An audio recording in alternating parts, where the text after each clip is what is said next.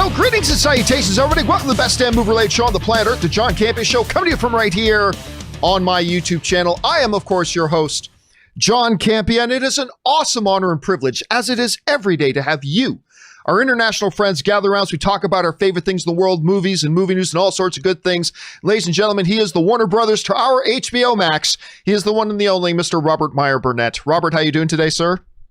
John, you know, I had a very satisfying morning watching the latest episode of The Mandalorian. No spoilers, but boy, did it put a smile on my face. Yeah, and we are going to talk about, by the way, I don't know if your mic is working. I think I might be picking you up through your computer mic. I'm not sure exactly, but look into that for a second. But yes, guys, listen, while Robert's taking care of that, maybe I'm just hearing it weird. Maybe it's just my headphones. Listen, guys. We do have a bunch of stuff we're going to talk about today. Obviously, we're going to talk about this move from Warner Brothers. They're going to be releasing all of their 2021 films on HBO Max. We're going to talk about that. Obviously, we're also going to talk about the fact that AMC seems to have a problem with this, and we're going to talk about that a little bit too. Also, Hawkeye has just completed out their big casting list. We're going to talk about that cast. We're going to talk about Mandalorian. We're going to talk about Oscar Isaac has just been cast as Solid Snake in Metal Gear Solid and all sorts of good stuff. So we're going to be talking about all that stuff too. But listen, guys, before we get to all of that, want to make sure, do me a favor. If you haven't done so already and you like our content around here, why don't you take a second and click on that subscribe button. Become a subscriber to the John Campea YouTube channel. It'll keep you up to date on all the stuff that we've got going on here. And by the way, we are going to break this show into two halves. In the first half of the show, we're going to take our predetermined topics. And then in the second half of the show, we're going to go over and start taking your live comments and questions. How do you get a live comment or question on the show? It's easy. If you go near the top of the description of this video, you're going to see a tip link. Use that, submit your question. You're going to be getting your comment or question on the show if it's reasonable. And of course, you'll be supporting the show at the same time. And one other little bit of housekeeping, guys. Don't forget that our new movie, our documentary that we've been working on for over a year, Movie Trailers, A Love Story, is now out and available for you to rent and watch. This has been kind of a passion project for the past year. Obviously, we love movies and we love movie trailers, and we talk about movie trailers all the time, but we really never get into discussions about what's behind movie trailers, the importance of movie trailers. Who are these people that make the movie trailers? Do directors actually get involved in making the trailers or not? All these sorts of discussions and questions that we like to talk about, and we put it together into our own documentary. And it is, of course, Movie Trailers, A Love Story. And I hope that you guys will come and give it a shot. As a matter of fact, there are two ways you can get it. If you live anywhere in the world, anywhere, worldwide, the Movie Trailers, A Love Story is available to you. It's on vimeo.com/on-demand/movie trailers. Again, anywhere in the world, you can get that there. But if you live in the United States or the UK, you also have another option of watching it, which is on Amazon. You can just go to Amazon, search for Movie Trailers, A Love Story, and it is there waiting for you as well. And a big thank you. I'm not going to say which one it was. I was just telling Rob, we crossed a bit of a milestone with the movie yesterday, which I'm very excited about. But thank you to everybody who's already checked it out. Thank you for all the great reviews and feedback. It has been awesome and amazing. So thank you guys for that. Movie Trailers, A Love Story is available now. All right, guys. With all that housekeeping out of the way, let's get into some stuff to talk about. And we've got a couple things off the top. And the first thing we're going to talk about is this. You know, video game movies, we joke around here, there are several truths in life that are inescapable and immutable. Death, taxes, and video game movies suck. We fortunately, in the last number of years, have started to see a little bit of a transition in that. We've started to see some video game movies start to show a little bit more promise. One video game that a lot of people have been talking about for a long time is Metal Gear Solid. Tom Hardy, actually, at one point, I believe, was connected to play it. That kind of fell away a while ago. But now we do know who's going to play Solid Snake. And it's going to be Oscar Isaac is going to be Solid Snake. This is coming to us from Deadline itself, who said Oscar Isaac has signed up to do it. Now, I'm going to read a little bit from the Deadline report. Again, this just came out a short time ago. And they write, Right, Sony's long-awaited Metal Gear Solid adaptation looks to have gained some major momentum as sources tell Deadline that Oscar Isaac is attached to play Solid Snake in Jordan Vogt-Roberts. He's the guy who directed the most recent King Kong movie, by the way. The movie is currently in development at Sony Pictures with Vogt-Roberts on board to direct. The film is based on Metal Gear Solid video game created by Hideo Kojima, and published by Konami. The script is written by Derek Connolly. Avi Arad is producing. Peter Kang is the executive overseeing the studio. Rob, it felt like just yesterday that we were talking about Oscar Isaac because, of course, he had been cast to play probably your most anticipated upcoming character in Moon Knight. Now we hear he's going to play Metal Gear Solid. I mean, this is now a guy who's going to have been in Star Wars, Marvel, video game properties. If he's not careful, and if these new ones turn out to be good, he could become king of the genre actors. Anyway, Rob, you hear about this casting. What do you make of it?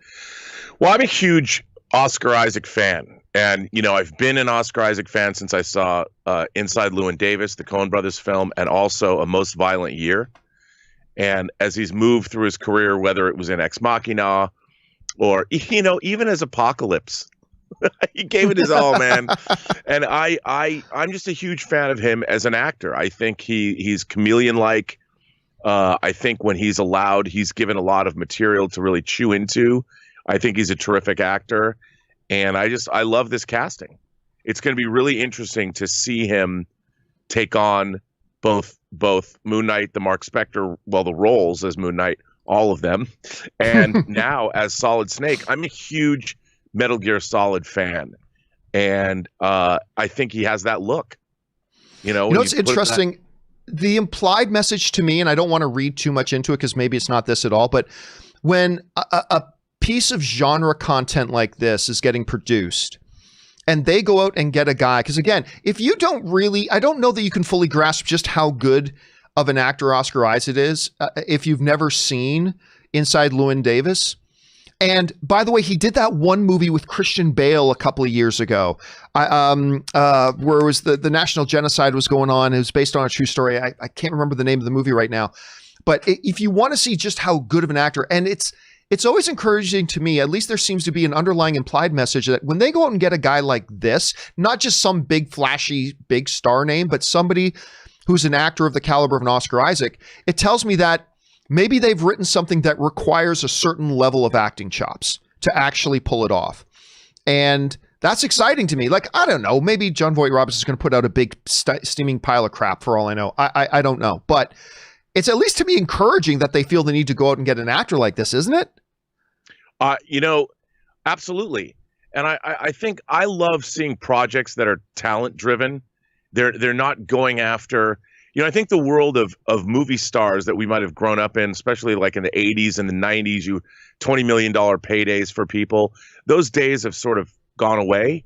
And I think now people are really going after, they realize that it's the holistic nature of whatever project you're making. Everything has to work. You can't just get a movie star and drop that person into your project and think, oh, it's going to be successful. It's all, you have to kind of get the gestalt of the project. You know, it all has to be represented. And I think that's a great shift in where we're at entertainment wise. And I think it's really it's a good one. I agree. So the question here is for you guys. I'm sure we'll probably get more details in the coming days, but what do you think about this? Oscar Isaac to star in Metal Gear Solid. I think it's a terrific piece of news. What do you guys think? Jump down to the comment section below and let us know your thoughts. All right, guys. One more thing off the top before we get into our main topics today. Because it's Friday, and obviously being Friday, that means it's Mandalorian Day. Now, we're going to talk about the new episode of Mandalorian the Siege. We're not going to spoil anything. We're just going to talk in some very general terms. Although there's going to be a point where we are going to get into a couple of spoilers, but I'll make sure I give you a heads up when we're about to get into some spoilers, all right? Rob, this season of Mandalorian continues to impress. And yesterday, I've been very curious to see how Robert Rodriguez, who's of course a friend of Jon Favreau's, we knew that this was going to be an episode he was going to be directing. I've been very curious to see what it would look like. Would he bring... And Rob, this episode had his fingerprints all over it. Like if you didn't tell anybody which directors directed which episode, and then we watched all the episodes of this season so far, and you had to guess which one was Robert Rodriguez's, I think 9 times out of 10, we would have said The Tragedy. That's the one that ended up being his. And I thought he did a terrific job with it. It definitely, and by the way, this was the first episode, Rob. Again, speaking in general terms, so no spoilers here. This was the first episode this season that broke the pattern that this season has had of Mando goes to a place. He needs something. Somebody has what he needs. But in order to get it, he has to do a little mission with them first. Episode ends with them completing the mission, him getting what he needs, and moves on to the next one. That has been every episode so far. This has really been the first one that didn't do that. It kind of broke with that mold. And I thought it was wonderful. A character shows up that kind of schools everybody else. We'll talk about that in a bit, but it was visceral. It was violent. It was brutal, but it was adorable all at the same time. Again, not going to say it's like my favorite episode of the series so far, but I completely loved the episode. I thought it was fantastic. What did you think about this episode of The Mandalorian, The Tragedy?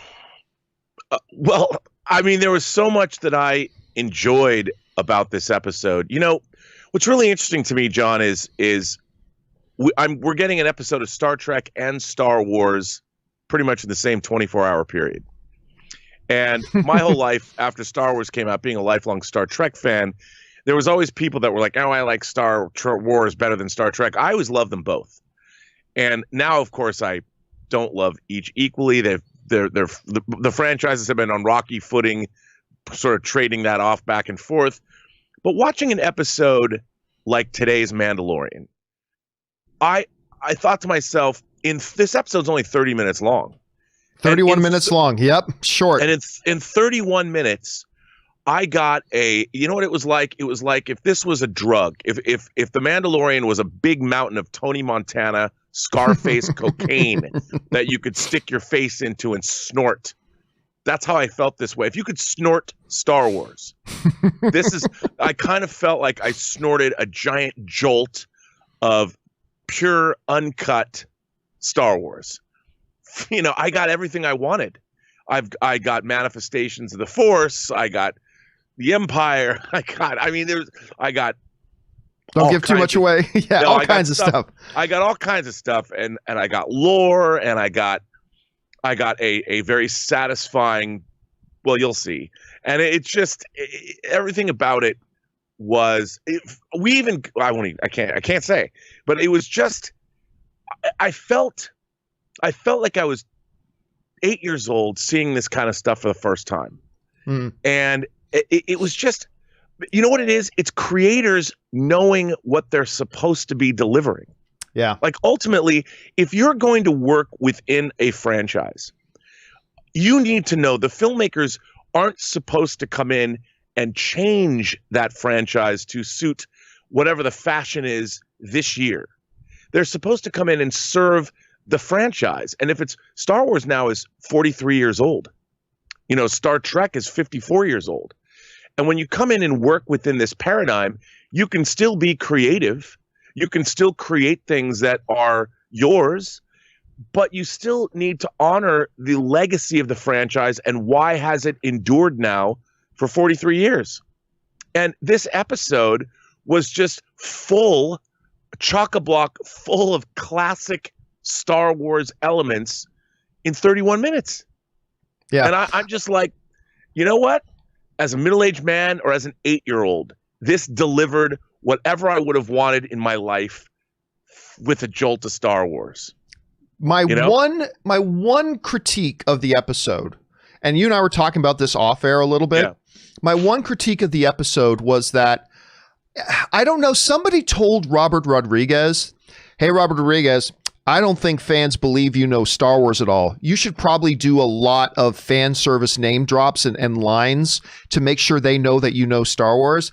And for those of you who saw the episode already, you know what I'm talking about. It's like, I get it. That line was said in one of the previous movies. I get it. He's connected to this other character. Oh, you got to remind us again? Okay. Oh, he's going to say it again? Okay. Like, there was a little bit of that, but honestly, that's kind of a nitpick. I mean, it was a visceral, engaging edge of your seat, filled with holy crap moments. You know what I'm saying? Throughout it, that was just fun to watch. It was just fun to watch, and I cannot wait for the next episode. Now, I'm going to let you guys know, for the next minute and a half, we're going to talk about some spoilers, okay? I'm going to wave my hands when it's okay to start listening again, but you might want to mute your computer just for a second, and I'll wave my hands when the spoiler discussion is done, okay? Okay, here we go. All right, Rob, so no ifs, ands, or buts. Not only was he definitely Boba Fett, he had to remind us 18 times in the movie, no, I'm Boba Fett. Did I mention my dad's Django? Did I mention my dad's Django? Oh, did I mention that's my dad's? Bad. But still, it was. But whatever. I can deal with it because everything else is so good.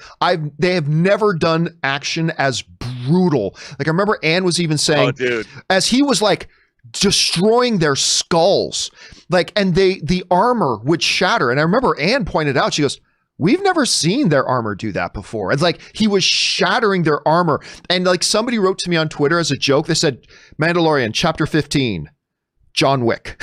And that was basically what it was. And I joked on my Twitter this morning. I said, you know, first of all, everybody knows who've watched me for a long period of time, I don't even really care. I have not been interested in seeing Boba Fett really come back. You know, again, it's shrinking the universe. Next guest star of the week, blah, blah, blah. I didn't want a Boba Fett standalone movie. Not interested. I like Boba Fett, but I've been not interested in having him back or seeing all this kind of stuff. But after last night, and I put this on my Twitter, I said, Star Wars fans, man, Cobb and Bo-Katan and Ahsoka are so badass. Boba Fett, hold my beer, children. You know, because it was just like he was John Wick. It was awesome. Any quick thoughts that can include a spoiler or two? Well, I'm a spaceship fetishist. I love my spaceships, and I clearly know what the title of the episode, "The Tragedy," meant. And It had nothing to do with the child, let me tell you. And I was like, no! Like, I literally yelped. I'm like, no! How can no? Talk about a bolt from the heavens. Oh my God, that was like, I couldn't believe it. I gasped when that happened. Dude, I gasped. How about I'm like, no! But I'll tell you this. It's certainly the idea that they have a Boba Fett show in production. Oh. Just became a lot more exciting, didn't it? Now I'm like, oh, now I see why. You know, and it clearly, I wouldn't be surprised if it's Robert Rodriguez directing all the episodes of that show. And look, it didn't bother me that remember, not everybody is the diehard Star Wars fans that we all are. So it doesn't matter. It didn't matter to me that he has to remind everybody about his lineage because he wasn't wearing the armor at first. So but he had to remind us 3 times. Django. By the way, did I mention my dad's Django? Yeah, but I don't know if you heard me the first time, but my dad, Django. Although they did give a really neat piece of lore that it settles because everybody's always said that, he's not Mandalorian. Django himself was now a foundling. They've now made that canon. Yes, and they made it, and that's one of the things that I really like. Because they think about this stuff. When they add something to the official canonical Star Wars lore, Filoni and Favreau, and Favreau's written the entire. I think he's written the entire season, hasn't he? He may have, yeah. And I feel like when I'm watching this, at least I know that there's people that care about lore, and I love that. I'm like, that's what I want from my genre fiction. If you're working in a franchise, expand the lore. Yeah, again, I thought the episode was fantastic. Okay, going to give you the wave. It's safe. Come on back. You can come back now. Spoilers done. But again, listen, we're going to go much more deeper into spoiler discussion. Again, every Friday, of course, we do our open Mandalorian spoiler discussion. That's going to happen at 4 p.m. Pacific Standard Time today. So if you want a lot more in-depth open spoiler discussion, come on back to the channel at 4 p.m. Later today. Guys, what did you think about this episode of The Mandalorian? We liked it an awful lot. Jump down into the comment section below and let us know your thoughts. All right, guys. With all that down and out of the way, let's now move into our main topics today. And how do we select our main topics here in the John Campea Show? It's really rather simple. You see, you guys come up with them. Whenever you come across a big topic or story that you think should be a main topic here on the show, just go over anytime 24/7 to www.thejohncampeashow.com/contact. Once you guys get there, you're going to see a form. Fill it out with your topic or question. It's totally free. Hit submit, and then maybe just maybe, you might see your submission featured as a main topic here on the John Campea Show. With that down, let's get into main topic number 1, shall we? And our first main topic today gets submitted to us by Daniela J. And Daniela J writes, "Hey, John." Hello, Daniela. "It has been a crazy news day, but what has me most excited is all the Hawkeye casting news as revealed by Variety. Not only have we confirmed that Haley Steinfeld, which we expected and is very exciting, but Florence Pugh, who's going to be in the upcoming Black Widow movie, and Vera Farmiga, which is one of the most exciting pieces of this casting stuff. I know this wasn't at the top of your list, but do these additions up your excitement for this Hawkeye solo project? They certainly have mine. Thanks, and bring on the filthy." Okay, Daniela, thank you so much for sending that in. And yeah, listen, to be clear, what Daniela is saying is absolutely 100% true. I have not been super excited about a Hawkeye project.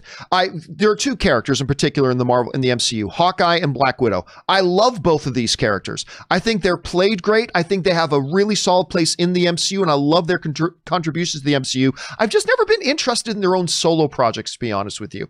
Not really sure why, just not really all that interested. But now the casting news for Hawkeye has kind of been rounded out.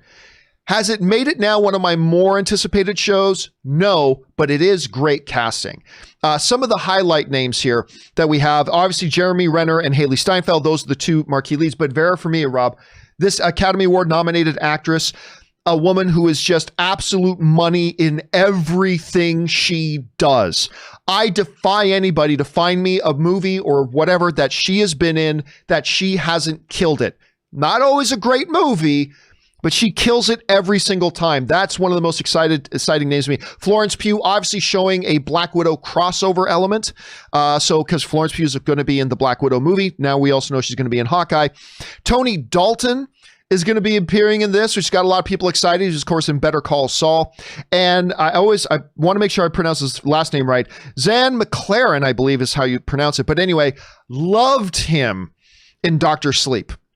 I loved Dr. Sleep was one of the more underrated and underappreciated movies of the past couple of years to me. Agreed. But he was absolutely great in that. And so you got a really nice, solid cast put together here. Does this make Hawkeye one of my more anticipated MCU projects now? Honestly, still no, but it has increased my awareness of it. It has made me a little bit more, it's raised my anticipation level a little bit, I gotta say. And obviously, Jeremy Renner to me is always money. I've become really impressed with Haley Steinfeld over the last couple of years. Depending on which lore they go with here, Rob, in terms of like are they going to take a specific Hawkeye story from the comics? Are they going to amalgamate several different storylines, tying them into one? Is it going to be something completely new? We've heard various different rumors, nothing really confirmed at this point. But I got to tell you, Rob, right now, I mean, I love the casting. This looks like a good, solid cast. What are your thoughts on this once you heard about it? Look, I mean, the show, it's so funny because when we see Marvel announce something new and they add a cast, we always get excited about like, look what they've done, as if it's surprising. But I think Marvel's track record over the last decade, it's been pretty good. And they show no signs of letting up or letting us down. They're always bringing their A game all the time, and they certainly have. I mean, I guess WandaVision, we're going to get WandaVision in a little over a month here, and we'll see what their first streaming service show is going to give to us. And I'm really excited. I look at this and I think, again, the people behind these franchises are really thinking about what they're doing. And I think that alone makes me excited. You know, you raise a great point about all this, is that here we are, and I am as guilty of this, maybe more so than anybody, getting all excited and pumped about all the Falcon and Winter Soldier and everything else is coming out on Disney Plus. The reality is, as of right now, we have not got any sample size as to really what that's going to be like. And I think you hit it right on the head when you said that we've got WandaVision coming up, which I think is going to be our litmus test. I think this is going to be the first one out of the gate that will kind of tell us what is the approach they're taking with these shows? How tonally is it going to be different from what their feature films have been? How seriously are they taking them? With what kind of quality? Is Kevin Feige giving them the exact same kind of quality oversight that he's given to the individual movies? All that kind of stuff. And when we see it, I mean, it's kind of weird to say it this way, Rob, but when we see WandaVision, I think that's going to have a lot to do with now how excited we get for something like Hawkeye and these new castings, right? Because if they do WandaVision and they just kick ass with it and they knock it out of the park, all of a sudden, all of our excitement levels about Hawkeye, but also all the other ones as well, is going to go up several notches because of how good that one. If WandaVision is bad, and I'm not saying it will be, I'm just saying is, if it's bad, it may make us worried about all the other ones. But I think that was a really good observation. I think a lot will have to do with how WandaVision's received. So we'll go from there. Question is, guys, what do you think about this Hawkeye casting? I think it's really solid. They are filming now. The production is underway. Do you like this cast, or is there any particular weak links in it? I think it looks pretty solid overall. What do you guys think? Jump down into the comment section below and let us know your thoughts. All right, guys. With that down, let's move on to kind of our big topic today. And our second main topic today gets submitted to us by Troy S. And Troy S. writes, John, I'm sure you've seen by now that HBO Max has decided to release, well, it's not really HBO Max, but it's Warner Brothers, same company, that Warner Brothers and HBO Max has decided to release the bulk of its blockbuster movies next year in theaters and on HBO Max on the same day. Not the bulk. I believe it's all of them. I believe it's like 17 movies. I think that's what I heard. It's going to be 17 movies. All in theaters and on HBO Max on the same day. Not only Wonder Woman 84, but also movies like Dune, The Suicide Squad, Matrix 4 will all be released for streaming, bypassing the theatrical window. Do you believe this is the proverbial nail in the coffin for the theaters? And why do you think the new Batman wasn't on the list? Thanks. All right. Thanks a lot for sending that in. And first, let's address the Batman one just for a second. The Batman one is actually fairly simple. Batman isn't until 2022, right? So don't forget that. Batman is not supposed to come out until 2022. So that takes care of the Batman situation. For those of you who haven't been keeping up to date on the story, this comes to us from the folks over at Variety who write, Warner Brothers plans to release in 2021, but Warner Brothers plans to release in 2021 will be available to HBO Max subscribers for 31 days. So they're going to put all their movies that are planned for 2021 out on HBO Max on the same day that they're released in theaters. We'll get to that part in a second, but it's non-consequential. But we'll get to that in a second. They're going to put it out on HBO Max for HBO Max subscribers for 31 days. After the 1 month mark, those movies will only play in theaters until they reach their traditional home entertainment frame. So they'll kind of respect the theatrical window afterwards, which doesn't really mean much, to be honest. From there, people can rent through online platforms like Amazon, iTunes, or Fandango. It's unclear when the titles will return to HBO Max, which of course they will at some point. Warner Media Chair and CEO Ann Sarnoff referred to the model as a unique one-year plan, to which we all collectively say, bullshit. Anyway, a unique one-year plan. Executives at the company have stressed the initiative isn't expected to continue into 2022 or beyond. Bullshit. It's considered a temporary solution in response to the ongoing global crisis. Rob, when we saw AMC make their deal with Universal to shorten theatrical windows, we said, well, that is a major shift. When Disney Plus and Disney decided to put Artemis Fowl bypass theaters and put it strictly onto Disney Plus, we said, well, that's a bit of a landmark. When Disney, we later found out, was going to be taking movies like Cruella and Pinocchio and a couple of others that were destined for the theater, well, that's a turning point. When Disney, still on Disney, decided to announce that Soul, their next Pixar film, was going to be transitioning instead of theatrically directly to Disney Plus, we said, well, that's a turning point. And they all have been. But there has not been, up until this moment, as definitive of a death knell for movie theaters and the changing of the paradigm than this one. I mean, for HBO to come out and for Warner Brothers to come out right now and say not just the next movie, not just the next 2 movies, not just the next 3 movies, they're all going to come to HBO Max. 6 months ago, Rob, I would have said, and I believe I probably did say, to be fair, that this sort of a thing would be impossible. Maybe 7 months ago, that this sort of thing would be impossible. But as we repeatedly have said on this show over the past 7 months or so, is that every week that passes and this whole, the pandemic thing and the lockdown thing and everything has evolved week to week, we've been saying as more time goes on, more things that were at one point improbable become probable. And then the longer it goes on, the things that were considered impossible become possible. And the longer and longer this is stretched on, the more and more we have all seen the writing on the wall. Bob Chapek, CEO of Disney, said specifically that what the pandemic has done has drastically accelerated their plans. This is probably something that Disney and probably Warner Brothers wasn't going to really get to for a number of years. This whole stuff that we're seeing now was probably still years away. But as Bob Chapek said, all this stuff, the pandemic, the theater shutting down, it has accelerated their shift. All right, let's talk about a couple of things here. The first thing I want to talk about is, as we jump over into the Campea classroom just for a second, why I've had a number of people writing to me, why is Warner Brothers going to be putting this on HBO Max and why just for 31 days?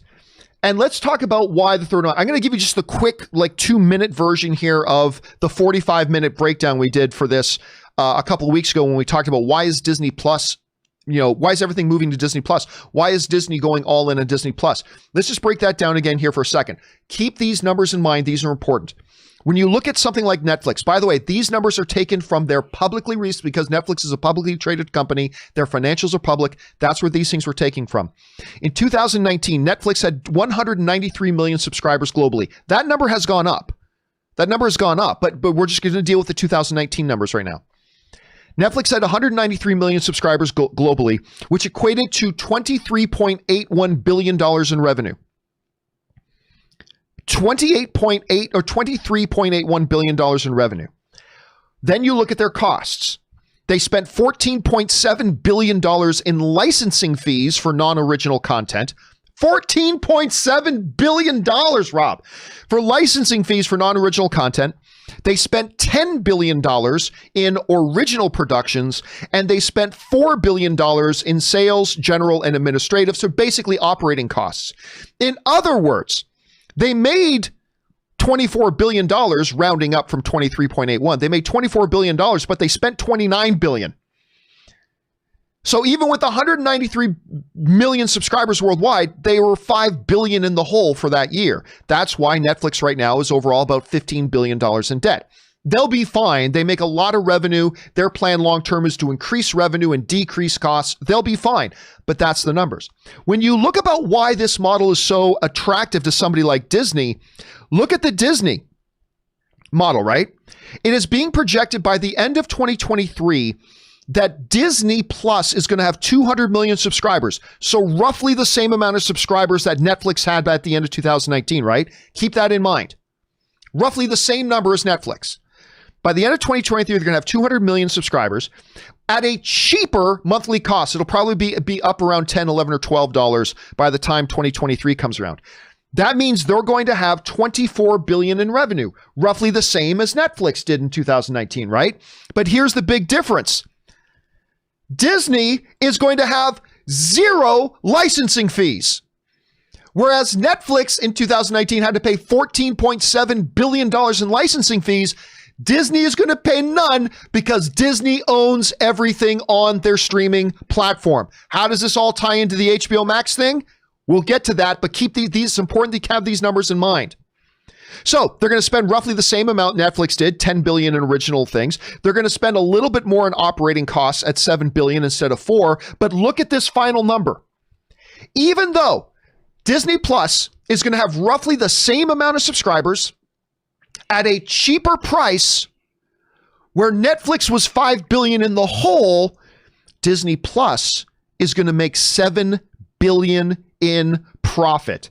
To understand how big of a number that is, Rob, in 2019, all of Disney's corporations, parks, experiences, licensing, merchandising, movies, television, everything combined, Disney made $11 billion in profit. We're in a position and in a model now where Disney Plus by itself could generate $7 billion in profit all by itself. And that's with conservative estimates. That's with one show. And yeah, that's with Mandalorian. That's the type of projections they have, right? Wait till the MCU shows start to hit. Wait till everything starts to go. So then how does this all tie into HBO Max? Well, HBO Max is in a similar, not identical, but in a similar place. Warner Brothers and HBO Max is in a similar place and position as Disney with Disney Plus is, right? They have been transitioning very subtly the last couple of years to really mostly carrying their own content that they own. There is licensed content on there, but they are moving away from that. They've been slowly but surely moving away from licensed content, and they see the writing on the wall. Now, they're about, I think, about half the number of subscribers that Disney Plus has right now, but they're looking at this, and Rob, right now, Warner Brothers is seeing Disney accelerate their plans and extending that lead. I believe, if I'm not mistaken, HBO and HBO Max combined have about 35 to 40 million subscribers, as compared to Disney that in just 1 year has 73 million subscribers. They're falling behind. And they're seeing Disney Plus now putting things like Soul, we know Pinocchio and Cruella, and I still believe, I don't know for a fact, but I still believe that on December 10th, they will announce that Black Widow is being moved over to Disney Plus.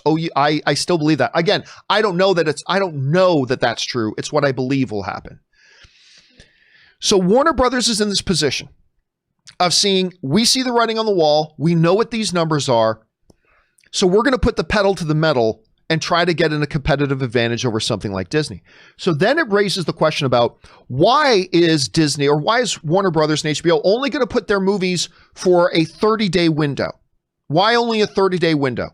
Why, when they launch Wonder Woman 84, is it going to be only for 30 days? Why, once they put Dune on HBO Max, is it only for 30 days to start? The reason is a classic, tried and tested, old as song itself, artificial urgency. It's the same thing of like while supplies last, or for a limited time. What these sorts of marketing, this kind of marketing lingo does is it creates in the potential consumer a artificial sense of urgency. Because, you know, you hear, oh, all these things are going to HBO Max. And you might think, if you're not a customer already, you might think, oh, okay, at some point I'm going to get HBO Max then.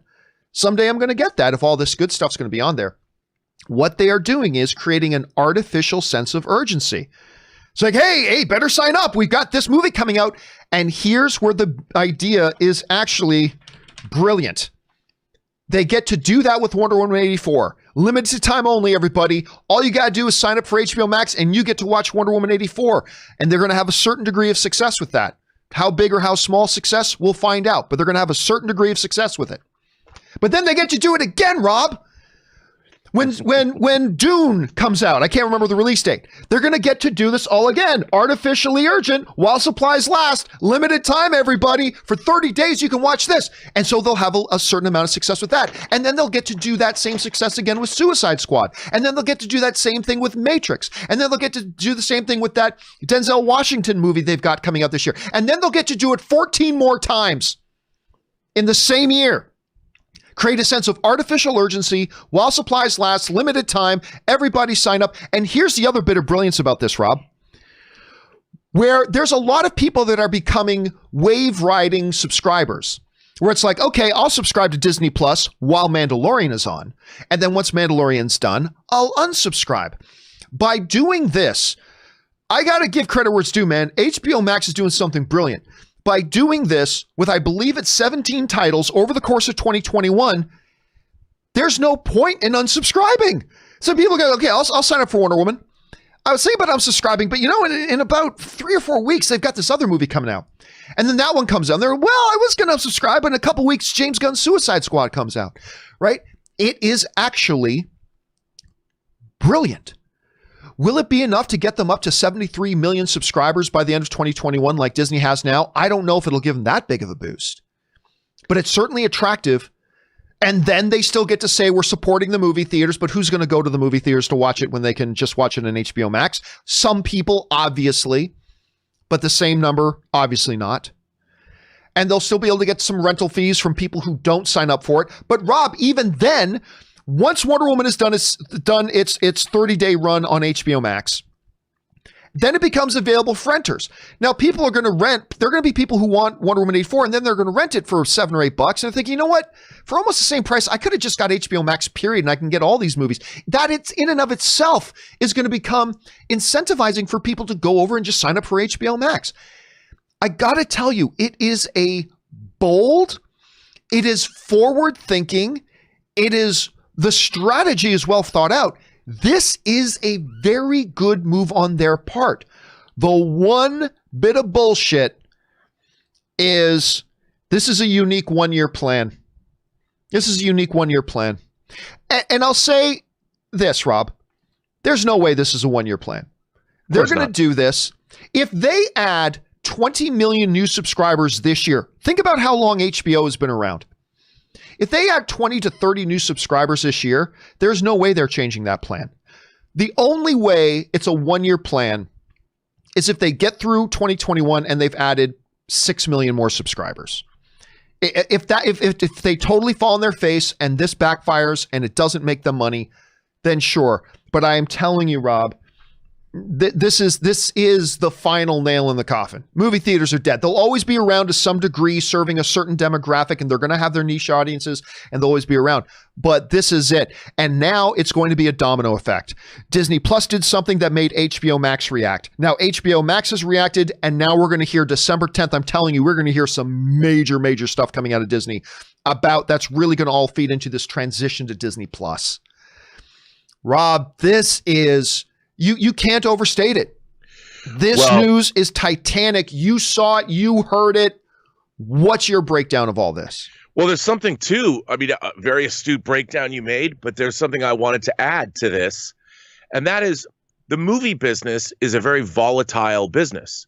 You can spend $200 million on a movie and wind up with Catwoman.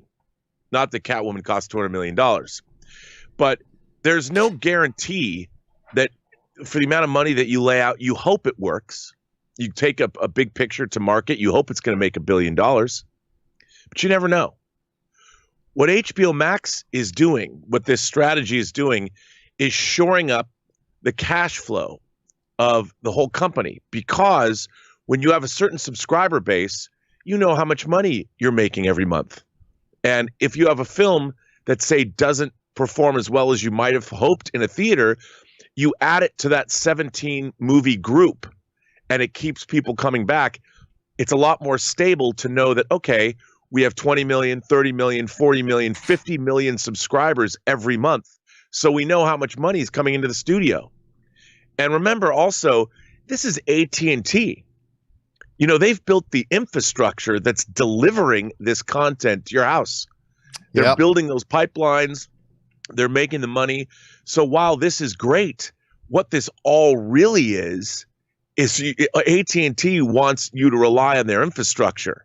And the more people that do, the more money they can spend expanding that infrastructure and charging people for their phones, charging people bundles and all that. So they're making money not just through HBO Max subscriptions, but through the actual boxes in your house that are delivering this stuff. So there's a whole economic ecosphere that they're feeding that is theirs, soup to nuts. And it's a pretty brilliant plan, but we're just looking at it from a filmmaking perspective and getting movies into the theaters. But I think from a business standpoint, this is a pretty genius move all the way around. Does it bum me out that, like you astutely put it, this is the death of movie theaters? But this was an inevitable death that I thought was going to be a slow burn process over 10 years.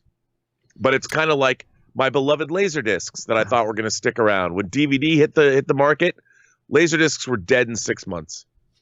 Whether you choose to believe it or not, they were gone.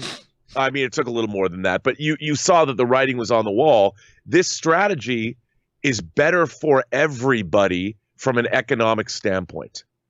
And except for it the ain't theaters. Show Fred's, John. Well, that's what I mean. But that's the evolution of the world. As much as I hope that like giant theaters will stick around, and I want to be able to go to the Cinerama Dome and see movies. If that is not in my future, I did have this amount of time on the earth enjoying movies in the theater, but that time is rapidly coming to an end. And here's the other thing, Rob. I hear some people, understandably so, will say, but John, they're still going to put these movies, Matrix 4, Dune, Suicide Squad, all these, they're still going to put them in theaters. Theaters will still survive. Here's the problem that we got to think about here, all right? Let's just use some random numbers just to illustrate the point. Let's say to operate, let's call it operating costs. To operate your movie theater chain, again, we're just going to make up some numbers here just to illustrate a point, okay? Let's say your operating costs are $5 billion, okay? And your income is expected that year to be, $5.8 billion. Great. You've made $800 million in profit, right? Well, what happens when one of the major studios that supplies you with your product, that you sell to the audience, what happens when they pull 17 of their films and say this is going to go on HBO Max first, it's going to eat away and cannibalize at the number of people that could come in. Now, all of a sudden, you're looking at an income of, $3.4 billion. Now, all of a sudden, your company is losing what it would be here, $1.6 billion. Instead of making $800 million in profit in the year, yay, we're getting all this product. Now, a large chunk of your supply, a large chunk of your product has been compromised and will lose not all of its revenue generating properties for your company, but a significant chunk.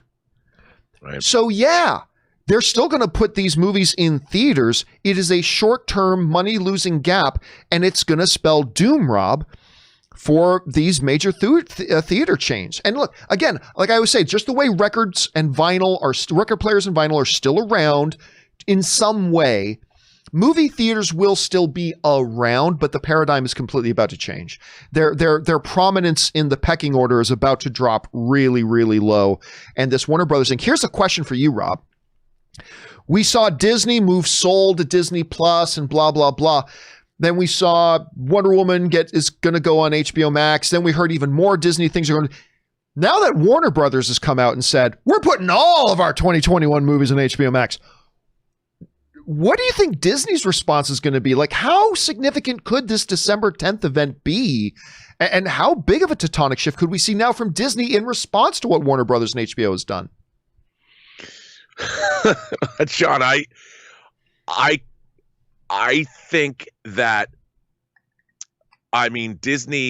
Disney Plus's subscriber base over the last year has shown how viable their streaming model can be. And that's based on one show that people like. And of course they had one show. That's all we've had from them is one show. They had Hamilton, and they always have the family audience. But imagine when they start dropping these Marvel shows, and imagine when they have a new show like this of this caliber coming every 2 months or every month. You've got Mando season 3 and 4. You've got Obi-Wan. You've got the MCU shows. And oh my God. And they're releasing these shows weekly. So you're going to have overlap. You're going to have 8 episodes of Mando that play over 2 months. You're going to have 8 episodes of WandaVision. Imagine when you have 2 shows a week of just, even if they're only half an hour each. I can't even imagine where Disney could be in 2 or 3 years. 250 million subscribers? They're projecting 200 million by the end of 2023. 200 million, which would give them $7 billion of profit. And that's conservative. That's conservative. And John, that's only with $6 a month. Wait till they go to 2022 and they decide that they're going to make it $9 a month. Oh, they will. It'll be sometime. They'll move it up to $10 this year, I think. You think people aren't going to pay that? And I'll tell you something else. In a way, you have a film now playing. You're now a content creator. You've made a film. What this is going to do from a creative perspective is I think it's going to allow the business to have more stability from an economic standpoint, to make more things, more diverse things, because with this kind of money coming in, they can't just make MCU shows and The Mandalorian forever. They're going to have to, audiences get older. They're going to want to see other things. So they're going to have, I think, more opportunity for other creators to create new stuff, because the economics are more solid than trying to do a crapshoot into the ether when you're trying to sell a studio on your original IP. And they're like, well, we'd rather go make something that's more, So I think in a way, this could be a win-win for everybody. It could be. Content creator. It could be. Could be. I also fear it could go the other way, where Disney sees, hey, we're generating all this money every month and we don't have to make shit, but we'll see. But I did want to point one other thing, Rob, about the economics when it comes to the movie theaters. It was roughly around 1 to 1:30 p.m. Eastern Standard Time when that news came out. I want you to look at something here. This is the stock tracker of AMC theaters. All right, take a look at this. Yeah. You see how it's all hovering up around 4? And then it hits that point. You see where it hits that point over there, where all of a sudden it starts to dive. That was between 1 and 1:30 p.m. Eastern Standard Time. When the news came out about Warner Brothers taking all their movies right to HBO Max, look what happened at the exact same time. Once that announcement was made, look at what happened to the stocks. My wife owns a bunch of AMC stock. This was not a happy morning for us as we looked at our AMC portfolio. Not a good morning for us. But that is just an example of where things are. It is kind of crazy. Anyway, I'm sure we're going to talk more about this in the live questions part of the show. We're going to move on to the next part of this story. But just for now, guys, general feeling. What do you think about this whole move? Jump down into the comment section below and let us know your thoughts. Now, let's move on to kind of part B of this whole topic here and how this whole thing has been transpiring. We take our third and final main topic today from our good friend Nellie T. And Nellie T writes, "Greetings, John. Oh, the heels of the huge HBO Max news are hot on the heels of the HBO Max news. AMC theaters have put out a statement saying that they are against what Warner Brothers is doing with their movies, releasing on HBO Max. Normally, I would understand why, but didn't AMC sort of get this ball rolling by making that shortened theatrical window deal with Universal? Oh, I'm glad you said that, Nelly. In the first place, isn't this kind of like starting a fire and then complaining that the city is on fire? Oh, you're not wrong, my friend. You're not wrong. So this news of HBO going to be the place where Warner Brothers is going to debut all their movies, eliminating the theatrical window, going on there first, as we described a little bit earlier. Well, apparently, Rob, AMC didn't like this. Adam Aron, the CEO of Disney, did not like this.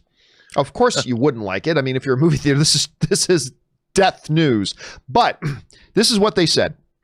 AMC CEO Adam Aron wrote, "Clearly, Warner Media intends to sacrifice a considerable portion of the profitability of its movie studio division and that of its production partners and filmmakers to subsidize its HBO Max startup. As for AMC, we will do all in our power to ensure that Warner does not do so at our expense." Big words. We'll talk about this in a second. Big words. "We will aggressively pressure economic terms that preserve our business." Too late, Aaron. "We have already commenced an immediate and urgent dialogue with the leadership of Warner Brothers on this project." All right. That, once again, is from the CEO of AMC Theaters, Adam Aron, who was, by the way, not CEO when I was at AMC. They had a brilliant CEO when I was there. Adam, not so much. At any rate, on the one hand, obviously, this is difficult news. This is difficult news if you're AMC Theaters, if you're Regal, if you're Cinemark, this whole Warner Brothers move to HBO Max. This is difficult to listen to and difficult to swallow. There is no doubt about that. These are hard times for the movie theaters, and they are right to be alarmed. They are right to be worried. And to some degree, they're also right to be a little bit upset. This is nailing shut their coffins. It's bad news. However, this coming from AMC as opposed to Regal or Cinemark or Landmark or one of the other theater chains is a little bit comical to me. Because as I think it was Nelly who wrote in the email and in the message, AMC just a little while ago, Rob, compromised the theatrical window, the one principle in place that has been saving the movie theater industry for a long time. The theatrical window is the one principle and premise that has been saving the theatrical experience for years.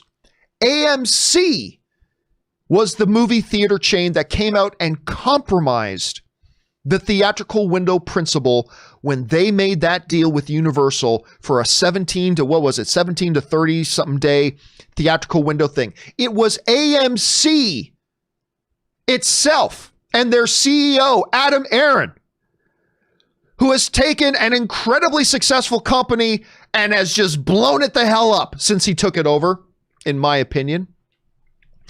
It was them that started this snowball rolling down the hill that's turning into an avalanche. Because here's why, Rob. Follow me here.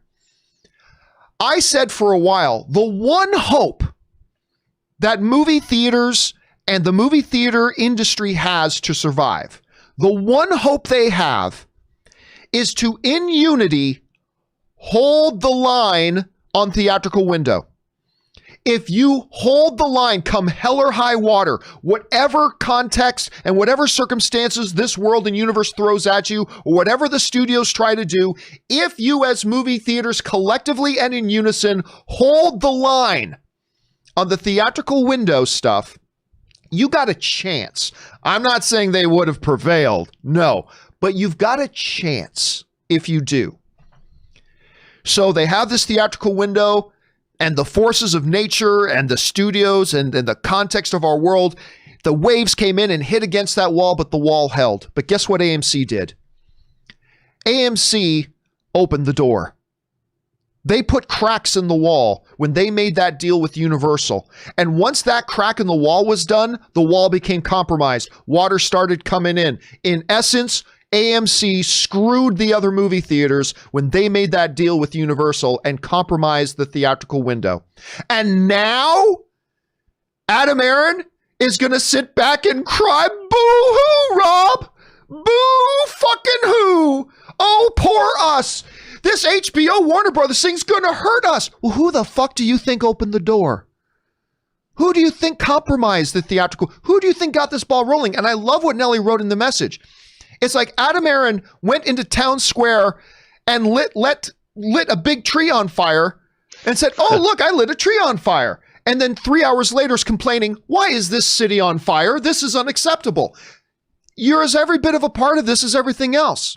Now, again, I'm not sitting here suggesting, Rob, that had all the theaters stood in unity and kept the theatrical window, stood strong, created a united front, really pushed back on the studios and everything. I'm not saying that would have worked, but it gave them a chance.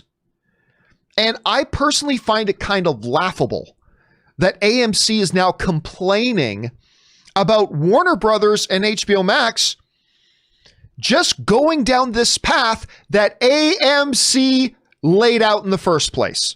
That's all Warner Brothers and HBO Max is doing here, Rob. They're just like, oh, AMC kind of created this path by making that deal with Universal. We're just going to take it to its next step. We're just going to take it a little bit further.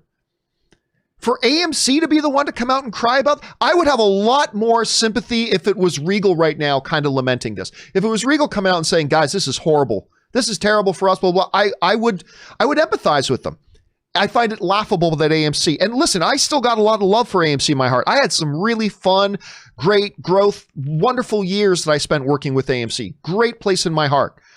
But for them to be the ones to cry about this when they have been a perpetrator of this, what is it they used to call people in wartime who kind of helped the occupiers? What was that? A collaborator. Collaborators. Yeah. AMC became a collaborator in the own demise of their own industry. So I find their objections to this just a wee bit laughable. Anyway, Rob, you're here in AMC. Talk about this. What do you think about their position right now?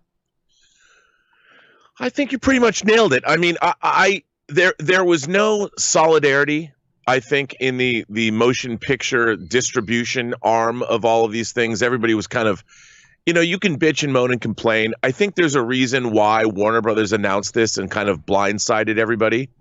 Like, they didn't exactly go to the theaters and say, here's what we're going to do. And there's a reason for that. We've seen that there is definitely an adversarial relationship between the exhibitors and what the studios want. There is no incentive for the studios anymore to they're distributing their own product without a middleman anymore. And the theaters were middlemen that required their entire business model is built on somebody else giving them a product. And now the studios have had what they've always wanted. They couldn't own theater chains because of the Paramount decrees, which have been rescinded, but they couldn't own theaters. So now the studios have what they've always wanted, the primary method of distribution of their product directly to the consumer. They don't have to share revenue with anybody anymore. They just make their movies, they make their TV shows, and they take them. They take the money. Yeah, and listen, this is all coming, Robin. I know you share a lot of this feeling too. This is me, a guy who I treasure the movie-going guy who I revere the movie-going experience, and I'm telling you this that this is it was inevitable at this point. They had one shot tombs in the back when they made that deal with Universal, in my opinion. And now Warner Brothers and HBO have just taken the next logical step. And you're right. It has kind of opened the door for them to go, oh, so yeah, it's time for us to accelerate these plans. Let's do that transition where we just cut out the middleman. It sucks that we're going to lose the best movie watching experience there is, which is a theater experience with friends, family, strangers in a big room. We're going to lose it. But it is what it is at this point. So, I just don't know. Is there? I don't think there's any hope for theaters at this point. Do you, Rob? Do you see any kind of light at the end of the tunnel now with this? Look, I mean, on one hand, as a lifelong film fan, there has never been a never gigantic, huge, big box, one screen theaters. And over my lifetime, I watched multiplexes be built. I watched, even living in LA, the Avco Theater that's on Wilshire Boulevard in Westwood was one of my favorite theaters. They cut it in half. So they could put a second screen in there. Showed more movies, make more money. Because, how long can movies play, especially in the home video era? So I have watched the theater experience from the time I was a small child to now diminish. Projection was always a problem. Presentation was slipped. Now AMC was kind of bringing that back. They invested billions of dollars to do so.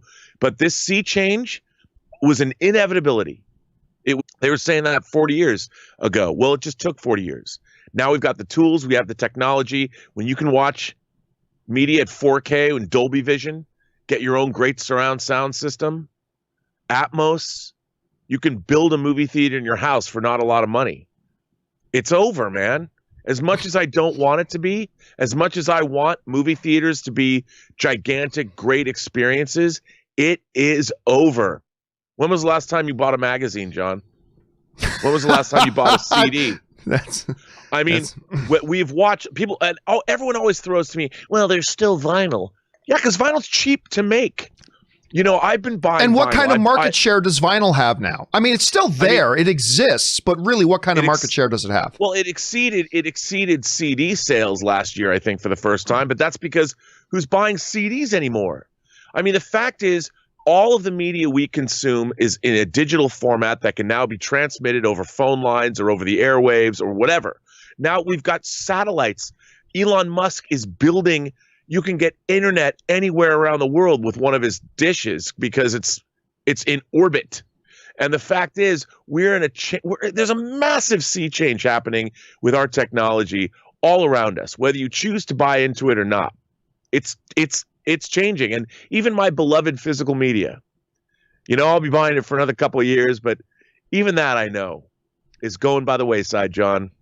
It's just an inevitability. That's what evolution is. That's what technology does. When was the last time you were in a horse-drawn carriage, John? It's been a while. It's been a while. All right, guys. The question is, what do you think about AMC's response to all this? I think it is asinine. I think it is a ridiculous response coming from the wrong person.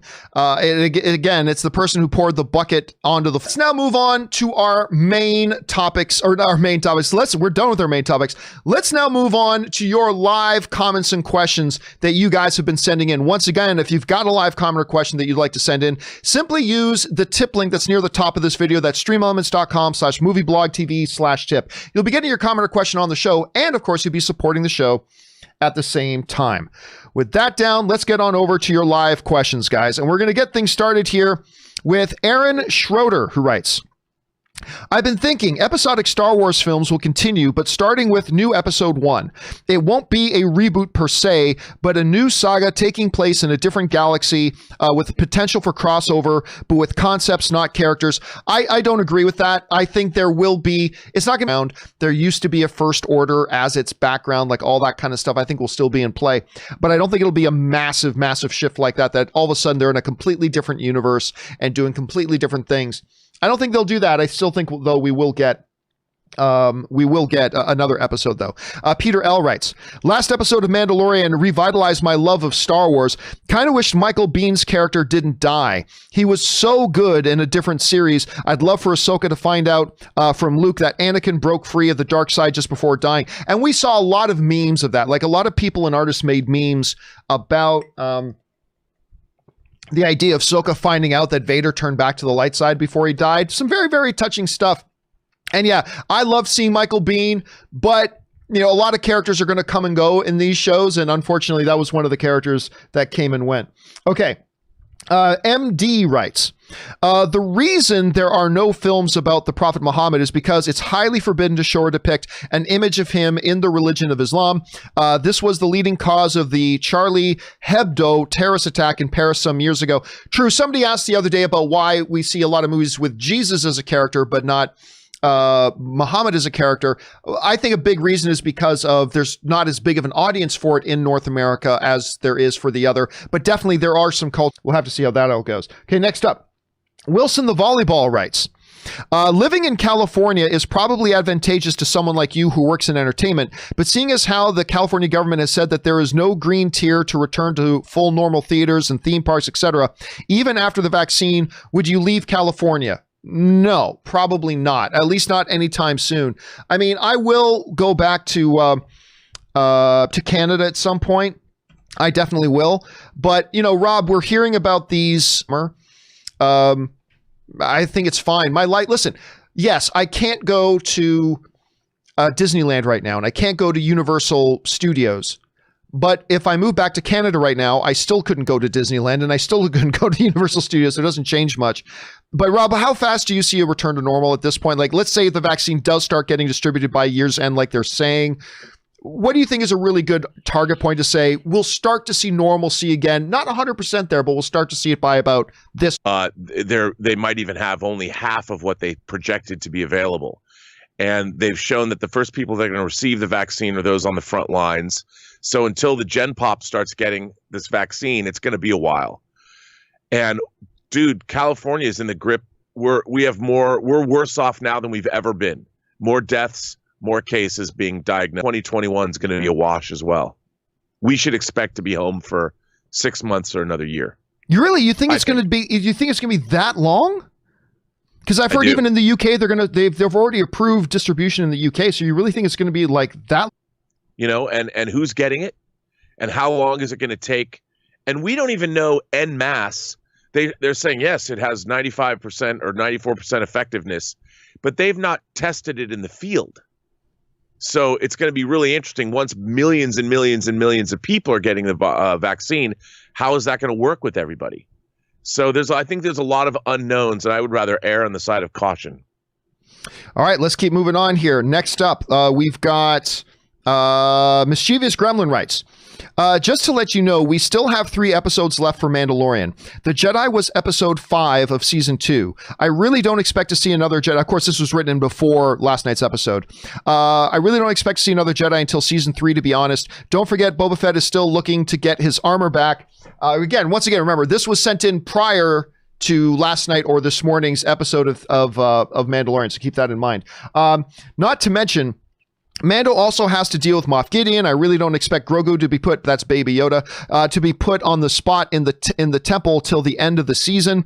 Now maybe they can show somebody sensing Grogu as the cliffhanger, but that's about it. Again, and I unfortunately, Mischievous Gremlin, I can't really comment on anything you're saying because I don't want to give anything away of what happened in this morning or last night's episode for people who still haven't seen it.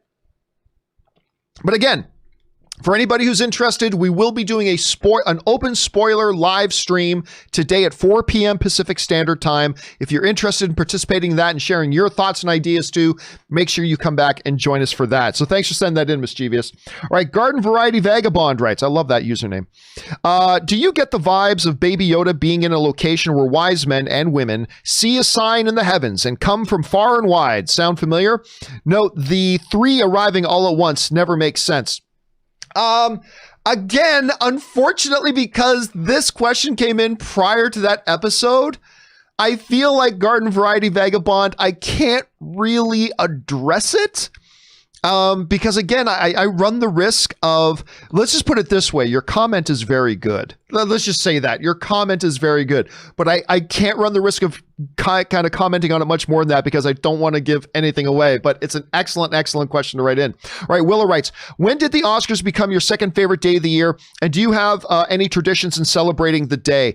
It became my second favorite day of the year a long time ago. A long time ago. As long as I can remember, the Oscars have been my second favorite day of the year.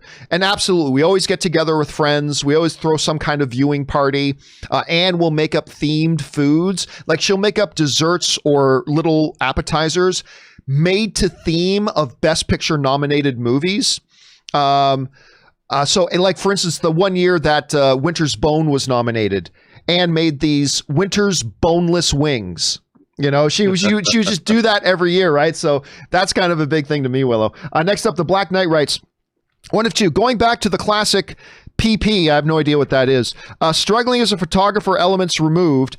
Cavill's Clark has more balls than I have seen from any other version. Dean Cain's had some confidence, but the way Cavill took on Perry over the Bat story had real steel. Getting changed in the phone booth disappeared. As time goes by, it seems more classic elements are disappearing. Is this the only way that they can keep superheroes in the modern day? Was Reeves and Routh the only bumbling Clark? Well, Rob, I don't know that bumbling Clark has anything to do with the changing times. Like things like Peter Parker being a photographer for the Daily Planet. Yeah, that changes with the times. Phone booths that Superman would duck into. Can't really do that anymore. So, but character things like that, I don't. And you know, Rob, when you go to some of the earlier comics, Action Comics or whatever of Superman, Clark really isn't very often portrayed. There are different portrayals of Clark Kent over the years, just like there are kind of different portrayals of Superman himself. But the bumbling nature of Clark Kent hasn't actually been all that prevalent. A lot of the older comics, when you read him, he's a reporter. You know, he's not this bumbling Clark that kind of Christopher Reeve sort of they decided for him to portray. I don't know. What do you think about that overall? Well, if you watched, I grew up watching The Adventures of Superman, the 50s show with George Reeves, instead, not Christopher Reeve, but George Reeves playing Superman. And his Clark Kent was a badass. You know, he was still like, he was the best reporter there. And it definitely was changing with the times. I think that part of the genius of making Clark more of a bumbling Clark is they tried to give more of a dichotomy between Clark Kent and Superman, because on screen, when you're watching it on a movie screen, it would be hard to believe that nobody recognized. If Clark Kent was like a very strong, badass reporter, people would be like, "Oh no, you're Superman too, right?" "Oh yes, I am." But if he's bumbling, "Oh hello, Lois," no one's going to believe that a bumbling Clark Kent is actually Superman. So I think the reason, from a visual standpoint and a character standpoint, the reason they went that direction is because it's far easier to make an audience believe that just by putting on glasses, you might not know he's Superman, because, he hunches over and he becomes a whole different human being. And it works on screen, in the movie screen, when he's up, widescreen, that you would believe bumbling Clark is not Superman. And I think that's why they did it that way. Right. I like that. All right. James Germain writes, "Hey, John, first movie I cried at was Armageddon. Don't want to close my eyes.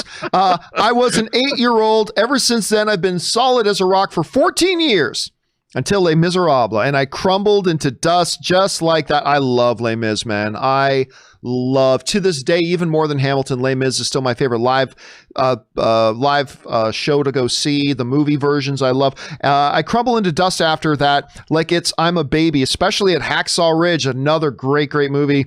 What was your first? What was the first movie? I've only ever cried in like less than one hand. I could count on one hand.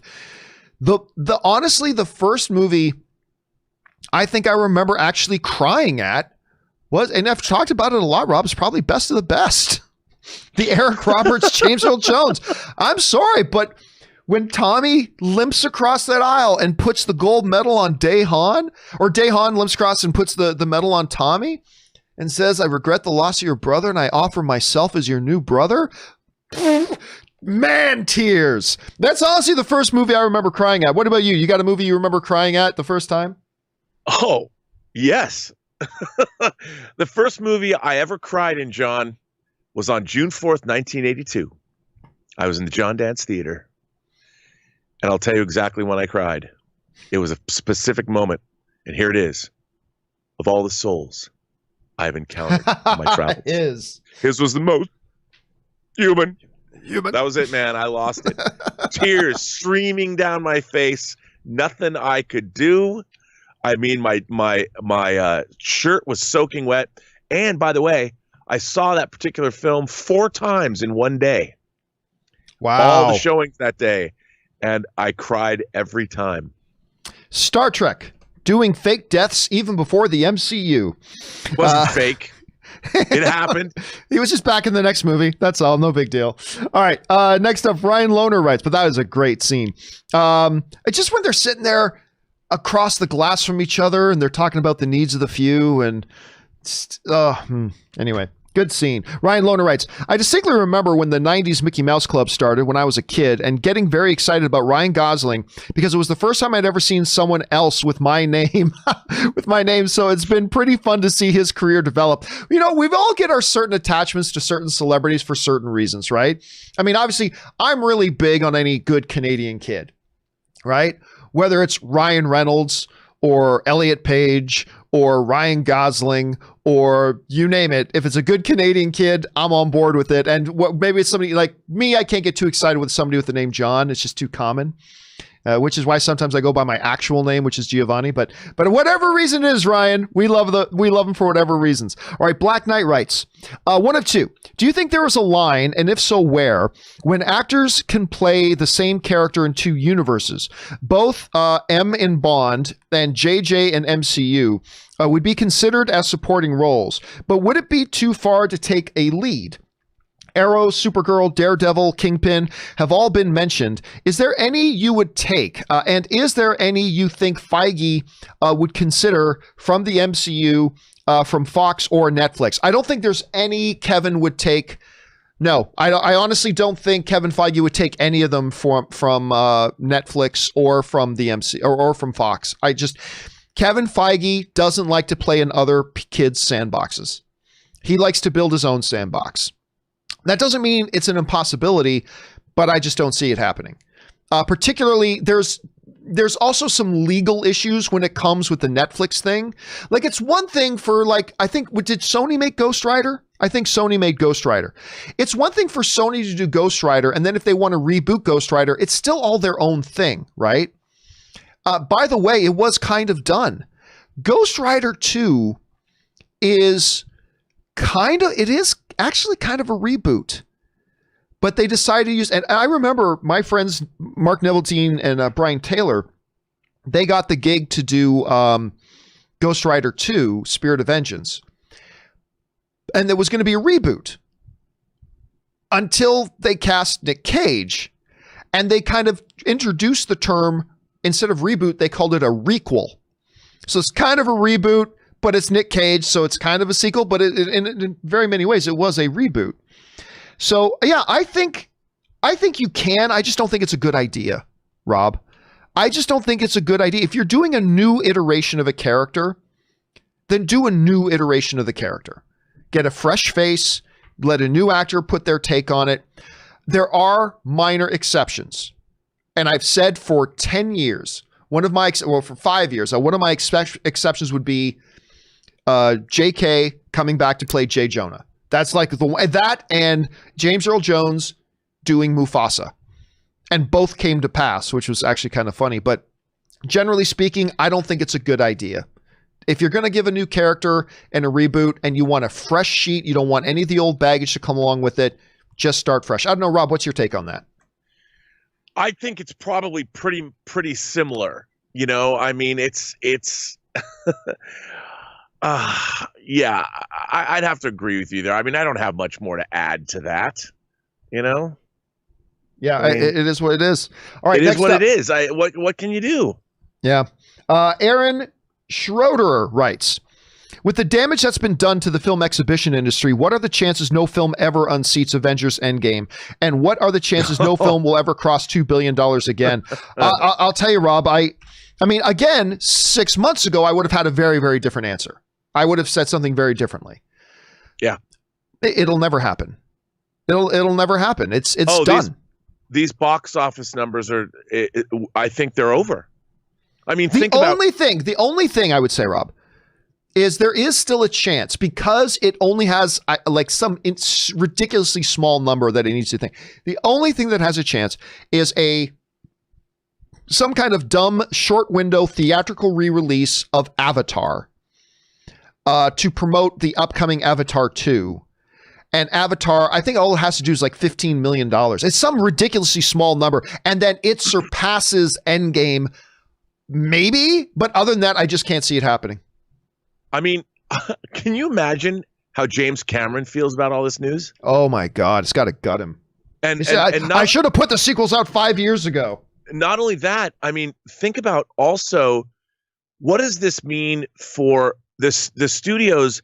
What Warner Brothers is doing is conditioning not just people that are going to watch HBO Max.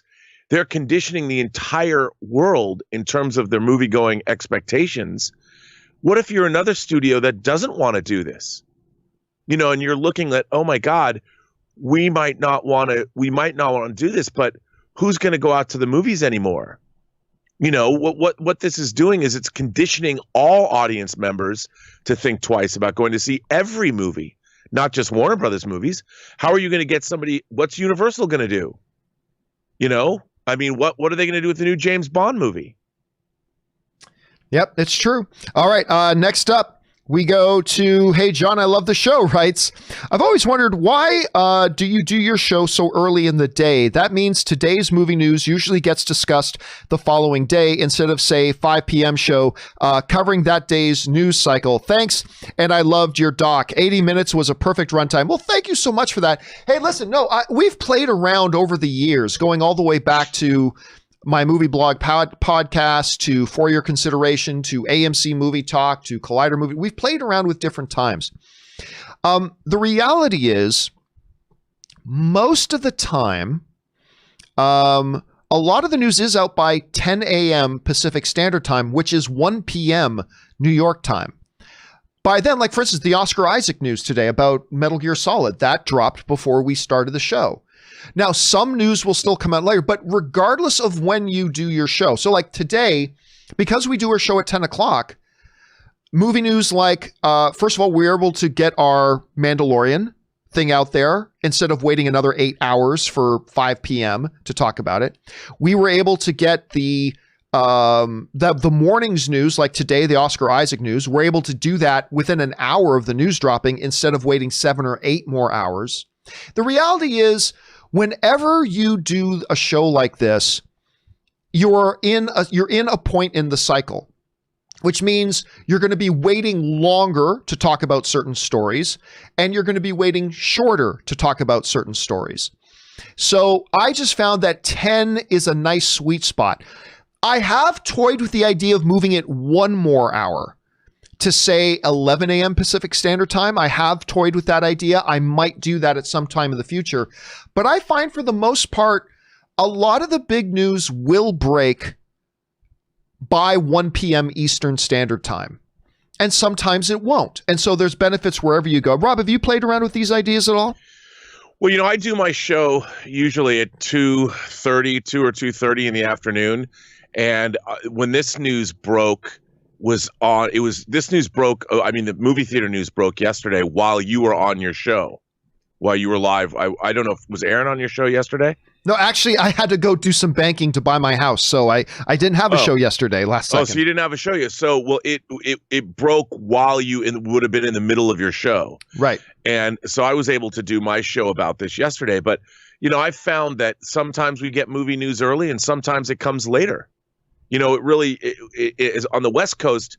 Entertainment news can drop all the way up till 6 p.m., if not later, because so you just don't know. You don't know when the big news is going to happen. So even if you move the show later, there's still no guarantee you're going to get every story of the day. Right. All right. Next up, we've got Tachyon of the Source writes, you mentioned before that Moff Gideon shouldn't be working for Grand Admiral Thrawn since Moffs are higher in rank than admirals, but in Star Wars Rebels, Moff Price answered and worked under Grand Admiral Thrawn. I think there are a couple things. Number one, canon is all messed up in Star Wars, so let's just throw that out of the way right now. Secondly, take Star Trek Discovery right now. And this is true. This has happened as well in like real military thing, right? The Captain Saru, who's the captain of Discovery, he appointed somebody who's an ensign in rank to serve as first officer. Role is not always necessarily directly connected to rank. And this is true. Role is not always directly connected to rank. And so in a situation like that, I believe like even in other Star Wars novels, they've mentioned in a military situation, certain military ranks will override civilian ranks and things like that. Plus, they were all operating under the orders of the Emperor. And if the Emperor says, hey, Billy Bob is in charge of this operation, then even if you outrank Billy Bob, you got to answer to Billy Bob because they've been put in charge of that situation. That combined with the fact that canon is really, really fragile and kind of toyed around with, and it's sometimes taken seriously and so I wouldn't worry about that too much. Rob, do you got any response to that? That's just the way I see it. Yeah, it doesn't really bother me who's working for whom, because if the Empire has been fractured, it's not like the chain of command is in its normal self. That's true. That's also very true. Yes. We're in the outer rims. We're trying to, our commander in chief's gone. So what are we going to do? We have to figure out. And I think a lot of what they're doing is they're planting the seeds for the rise of the First Order. However that happens, decades later. But I think that it's whoever's hearing the clarion call of putting the Empire back together, we're gonna work with one another however we have to. So. Right. Okay. Next up, the nerd Aaron writes, congratulations to old man Steve Rogers on becoming president-elect of the United States. Even Chris Evans put up a post. I don't know if you saw Chris Evans' post about that. Chris Evans put up a post of his old man Steve Rogers from Endgame besides Joe Biden. I thought it was pretty funny. All right. Next up, Nerds of Porn writes, John, Rob, or Aaron, if theaters return and life is normal and Warner Brothers decides to release Snyder Cut in theaters, would you consider going to see it? Well, that's not going to happen. But if we're talking in theoreticals, but that certainly won't happen. But in theoretical, probably not. I probably, like, to me, the theatrical release is always the definitive release, although I'm interested in watching this for sure, but I couldn't see myself going to the theater to watch it if it's already on HBO Max and I've already seen it. So unless I watched it on HBO Max and was like, oh my God, this is the new greatest comic book property ever. I gotta see this on the big screen. Then maybe, but I think that's highly unlikely. What about you, Rob? It depends how good I thought it was. I mean, the fact is, if I've seen a movie once or if I really liked it, I'd probably watch it again in the next day or two. And would I want to go see it on the big screen? Look, I'm of the opinion all movies, I don't care if you're watching The Holiday or Love Actually or Die Hard or Endgame. I think all movies are better on the big screen. I think your attention span, you're more into it from a mental standpoint, intellectual standpoint, whatever. But let's face it, if you're just following the story and those things don't matter to you as much, I'd be hard pressed if I had a movie available to me that I would watch over and over again to go to a theater, But then again, if I saw something that I really liked, knowing me, and I watched, I would go the next day, maybe. All right. Next up, we got Bucky Rocks writes, John, Yoda would have been the more practical choice in The Rise of Skywalker for Luke, but I think putting in Anakin would have been a quote-unquote cooler choice. It would tell us, the fans, that Anakin and Luke have been in contact occasionally, like in Legends, RIP, FU Disney for that. By the way, can I just throw this out there, Bucky Rocks? This is a discussion that came up a lot, but just be very, very clear about this. Disney did not relegate the Legends material to non-canon. Legends material was always non-canon. Like when George Lucas still ran it, there was something that there was a rating system of different levels of canon, right? The only true canon was what they referred to in Lucasfilm as G canon. That was the only true top shelf canon. And G stood for George. Everything else had certain letters associated with it with different levels of canon. So I remember when Disney said, yeah, all that stuff is now Legends, blah, blah. But that new designation of Legends didn't really change anything. The Legends stuff never really was canon in the first place. So there's that. Here's the thing. This is a response to a question somebody sent in the other day about, I think Ryan Johnson mentioned that he had toyed with the idea in Rise of Skywalker, Rob, of having Anakin show up to talk to Luke instead of Yoda. But Yoda made much more practical sense. Yoda had been his actual teacher. Yoda had spent far more time with Luke than Vader did. It just was a much more practical answer. You can say that Luke or Anakin showing up would have been the cooler thing to do, but that's exactly why they shouldn't do it. Look, right. We talked, Rob, you and I talk a lot about how fan service is not a bad thing in and of itself. Fan service done the right way and novelty and shtick, all that's neither good nor bad. If you use it the right way, it can be excellent. Like last night's episode of Mandalorian or the portal scene in Avengers Endgame. A lot of that is just pure fan service. But when you do fan service in a context that kind of makes sense, like Captain America never would have said, Avengers, assemble. What? Why? Why is he saying that? Whatever. He's giving out a battle cry to start the battle. It makes sense. Was it fan service? Yes, but it made sense. It fit in there. Where fan service and shtick and novelty don't work and become cringy is when you throw in fan service just for the sake of fan service and it doesn't make any sense in the context. That's when it becomes bad. And I mean, you can still say the Rise of Sky, that the Last Jedi, you can still say it was bad anyway. I mean, there's that, but that was to me the right choice. And just because it would have been the cooler thing to have Anakin doesn't mean it would have been the right choice. I don't know, Rob, how would you respond to that? No, I agree with you. I think that, look, the idea that if Anakin showed up to be a Force ghost for Luke, who are you? Like, other than retconning and seeing him as a Force ghost at the end of Return of the Jedi, which he didn't at first, but now he has. I mean, this idea, I have no connection. I've never met you as a young man. I don't know. I know you as Darth Vader. So Yoda, like you said, he shows up. That's the right move.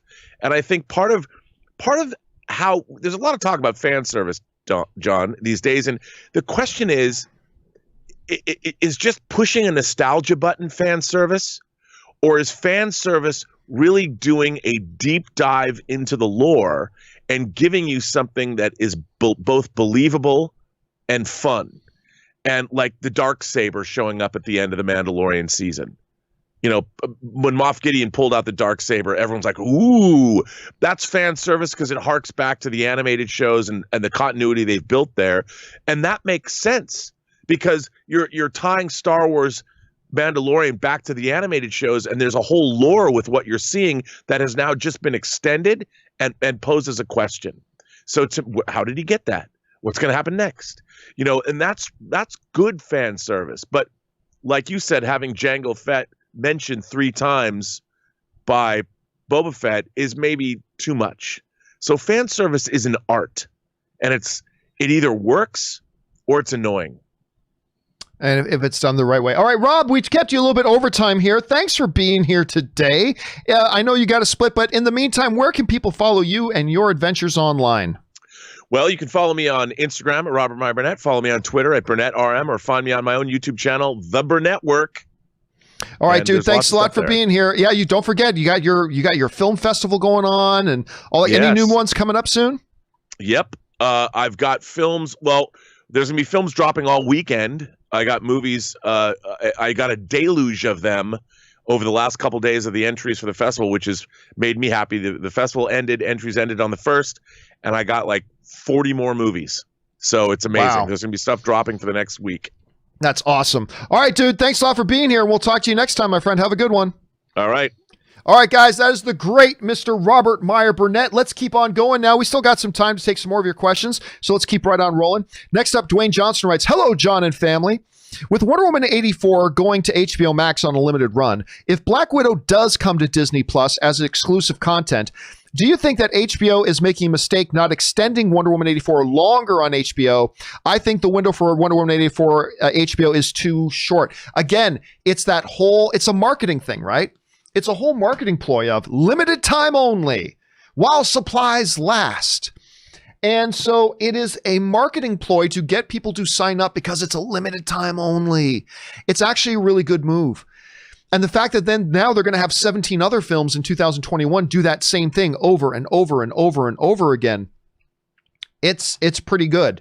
It's pretty smart. And then at some point, it's going to come back to HBO. At some point, it will come back to HBO Max.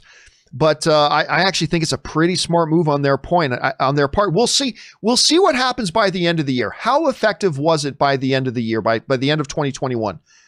But I have a feeling it's going to be really effective.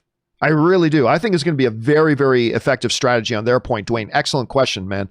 All right, next up, Angela Dashner writes, and tips in $25. Thank you, Angela, for supporting the channel on that level. All right, thanks, John. I loved your movie. Thank you so much, Angela. I appreciate that. Thank you for checking out my movie, and thank you for the kind words.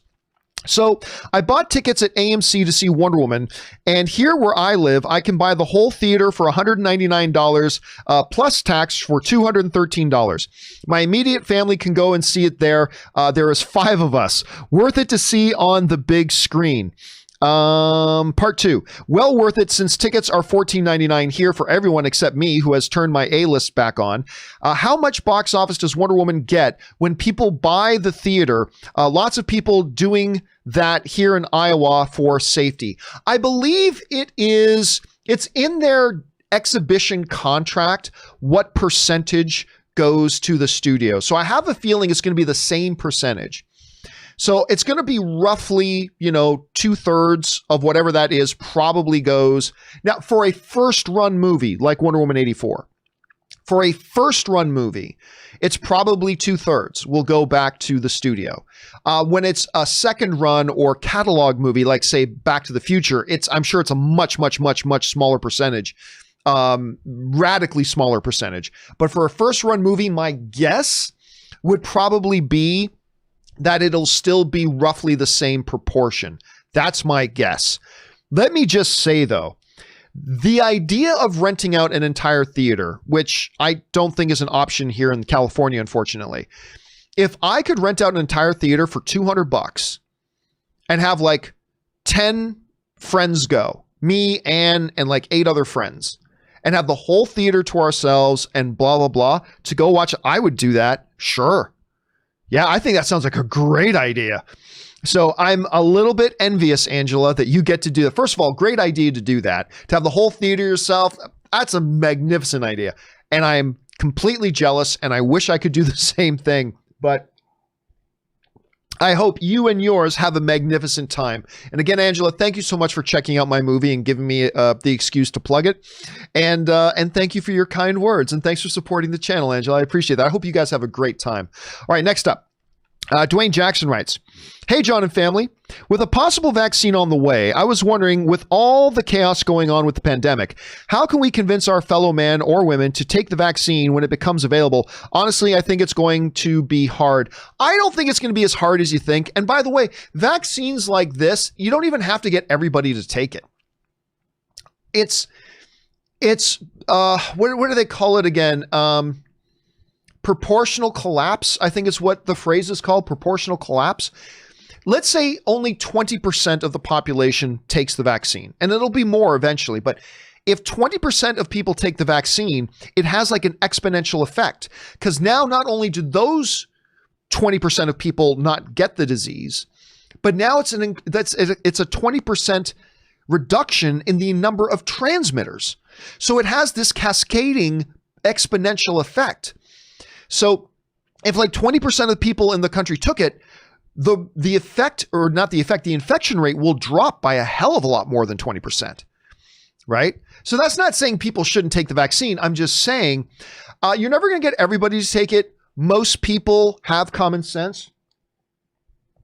Like most people know, if it's there are government agencies in place to, verify the veracity of the effectiveness and the safety of these drugs and blah, blah, blah. And once they go to market, they are okay.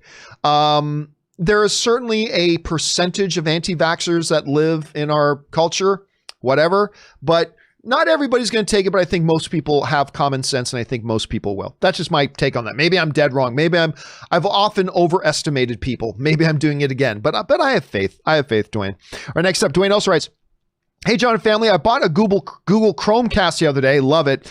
And I love it. I moved my Roku to my other room. The Chromecast is awesome, John. You are Mr. Chromecast now. And I bought a Sega Genesis for $60 and bought it with 60 games. I feel like I'm 18 again." By the way, if you guys don't know, I bought, and I gave one away recently on the show as well. I bought one of those brand new Google Chromecasts. Like there's the older ones, but there's the brand new ones with Google TV built right into it. And it is fabulous. It was like $50. It does 4K for streaming service that support it. Has all the networks I need. Excellent voice Google Assistant built right into it. It really is fabulous. So fabulous. I've been a Roku guy for like 7 or 8 years. And I took my Roku off of my main living room TV. I still have Roku in my bedroom, and I still love my Roku, but I made that new Google Chromecast with Google TV built into it. I made that my new main entertainment room streaming platform, and it is awesome. It's really, really awesome. All right, next up, John Loves Hondo. I don't like the Hondo character that much. John Loves Hondo writes, "Hey, John and crew. We have gotten news about Predator and Deadpool recently, but my question is, do you think news about Ghost Rider or Punisher could come next? I would love to see those characters on the big screen." Here's the thing. I don't think we're going to hear anything about Ghost Rider for a while. Kevin Feige already has so many characters of already existing franchises and new characters. And on top of all that, he's gotten all these X-Men characters now coming in. X-Men and Fantastic Four are going to be a priority. On top of all the other Marvel characters he already has. Ghost Rider has been done a couple of times with varying degrees of lack of success. The Ghost Rider in Agents of S.H.I.E.L.D. was actually not bad. But the movies didn't work out, all that kind of stuff. There's a negative connotation to them, all that kind of stuff. So do I believe eventually Kevin Feige will get around to them? Sure, but I don't think anytime soon. Could be wrong about that. They could announce Ghost Rider tomorrow for all I know. But they've got so many other characters to get to. Punisher is one I could see them doing sooner rather than later. There's something viscerally appealing about that character, right? You got Frank. Frank is just a naturally appealing kind of character. So I would guess, my guess is sometime in the next 2 years, we'll hear some sort of announcement about Punisher. Maybe not in his own thing, maybe in somebody else's thing, but I believe we'll get Punisher before we'll get the next Ghost Rider. That's just my guess. All right, Sarah G writes, John, have you seen Auntie Donna's Big Old House of Fun on Netflix? It's the best show nobody is talking about if you like random humor. You're like the third person to ask me about this, Sarah. Nope, haven't seen it. I never even heard about it until somebody else brought it up on the show the other day because Netflix sucks at promoting their own material. The one thing that makes me very excited to check it out, though, is that Weird Al Yankovic was in one of them. And you know me, I'm a giant Weird Al fan. I don't know why I'm such a huge Weird Al fan, but I am. I am a massive Weird Al fan. And so as soon as I heard that, I wanted to get on board with it. So I haven't seen it yet, but I will at some point. Thanks for adding your name to the recommendation list, Sarah. I appreciate that. Next up, Jack Dries writes, just got my tickets for Wonder Woman 84, going to an AMC with IMAX laser. Having been twice this year, audio-wise, this specific IMAX auditorium has some of the clearest sound I have ever heard in a theater. Can't wait for the IMAX shot sequence on the big screen. The way you feel about IMAX is the way I feel about the AMC Prime Dolby theaters. The AMC Prime Dolby theaters is simply the best audio experience I've ever had. A good IMAX theater like that can too, by the way. But the picture, seeing with the crowd, oh, I miss that, man. You'll never know how much I miss it. So much. So, and I don't even have the option right now around me anywhere. California is really locking down. We're getting close to only having 15% of hospital beds available. Think about that. We're in California. There's a lot of places in California that are about to dip below 15% bed availability in hospitals. That is cataclysmic. And so we're going through a bunch of new lockdowns and stuff like that. And hey, man, we just got to get through it. If people would just act smart, we'd be in a lot better of a place. So I'm a little bit envious, Jack. All right, next up, My Comic Planet writes, Part 1. Hey, John, Reed Pop, the leading producer of pop culture events in the world, including New York City Comic-Con, has just permanently shut down. I heard about this. Its BookCon events, citing the continued uncertainty surrounding the in-person events at this time due to COVID-19. This is big news. I know the BookCon events were small compared to the bigger cons, but this could be just the beginning of the end of Comic Cons as we know them today. I don't think so. And here's why. I can understand why big companies like Comic-Con and like Reed Pop are really getting the crap kicked out of them right now financially as a result of not being able to have any live events. When you're a live events company and you can't put on live events, you risk going out of business. But unlike movie theaters, where there's just not going to be a call or a need for movie theaters anymore, there are still going to be fans, and there are still going to be fan conventions. And if Reed Pop isn't there to do them, other people will put them on. Fans are still going to want to get together to celebrate their fandom together. So I believe cons are going to continue to explode in popularity. I believe they're still going to be there, and whether Reed Pop is there or not. And it is unfortunate to hear, but I've had to do some work with Reed Pop in the past, and I thought they were a good company. But it is sad to hear, but I do think cons will definitely still be a thing and will still be around My Comic Planet. Thanks for writing that in. All right, Alan Horn's Horn writes, apart from the CGI humans and dogs, I have the impression that today's VFX are pretty much flawless. Are there any other elements in VFX you think still need perfecting? You're right. We are getting to a point where, other than the uncanny valley of fully CGI humans and some animals, CGI is almost pretty much perfect. It is approaching that level of complete and utter perfection that is just mind-boggling. Like, you can put up a CGI scene still image next to a photograph still image, and most people wouldn't be able to tell the difference between the two of them. The one thing I still notice has some issues is particle effects, which is funny because particle effects are kind of the area of visual effects that made the most advancements early. When I talk about particle effects, I'm talking about rain, mist, dust, fire, kind of stuff like that, right? We have particle behavior. And particle effects was actually one of the areas of visual effects that made the advancements the fastest. But I find today when you have visual effects with heavy particle scenes, whether it's splashing water, characters moving through smoke. Smoke looks amazing. Characters moving through smoke or moving through mist or whatever, it still makes it kind of clear, oh, this has been animated or whatever. That's one area outside of actual human beings that I can still pick it out pretty fairly easily. But that's even getting better and better and better. Better and better and better. Hair and fur used to be a big issue, but their advancements with hair and fur effects have been insanely good lately. So to me, it's still basically particle effects, but that's just my take on that. All right. Next up, where are we at? That was Alan Horn's horn. My Comic Plan had a part 3. Do you see this move as a potential domino effect with how San Diego Comic-Con, New York Comic-Con, and others will respond? God, if we lose both the theaters and Comic-Cons, I might have to be admitted. Again, I think Comic-Cons are going to go on, and they will be as big. I think they're going to continue to grow in popularity in an increasingly disconnected world. I think having events where fans can connect are going to increase in popularity. And, I think we're good as far as the cons go. All right, the Empire Slaps back writes, just got the new Google Chromecast with TV with 6 months of Netflix. Is that a steal? Or is that a steal? Guess I'll check out that Queen's Gambit everyone's been losing their marbles about. And yeah, it's like the #1 streaming show in the world right now, my friend. And again, I can't talk highly enough about this Google Chromecast with Google TV built in. It has been a fabulous home entertainment experience for me. It's got all the apps. I can't think of one that it doesn't have that I need. The quality is impeccable. The responsiveness is even better than my Roku was, and my Roku was pretty responsive. But I'm telling you, it's the built-in Google Assistant that really takes it to the next level. The Google Assistant on it is fantastic. I just love it, and it's been a really, really great experience. I hope you enjoy yours, Empire Strikes Back. All right, next up. Rich Mid writes and sends in $20 to support us. Thank you, Rich. I appreciate that, man.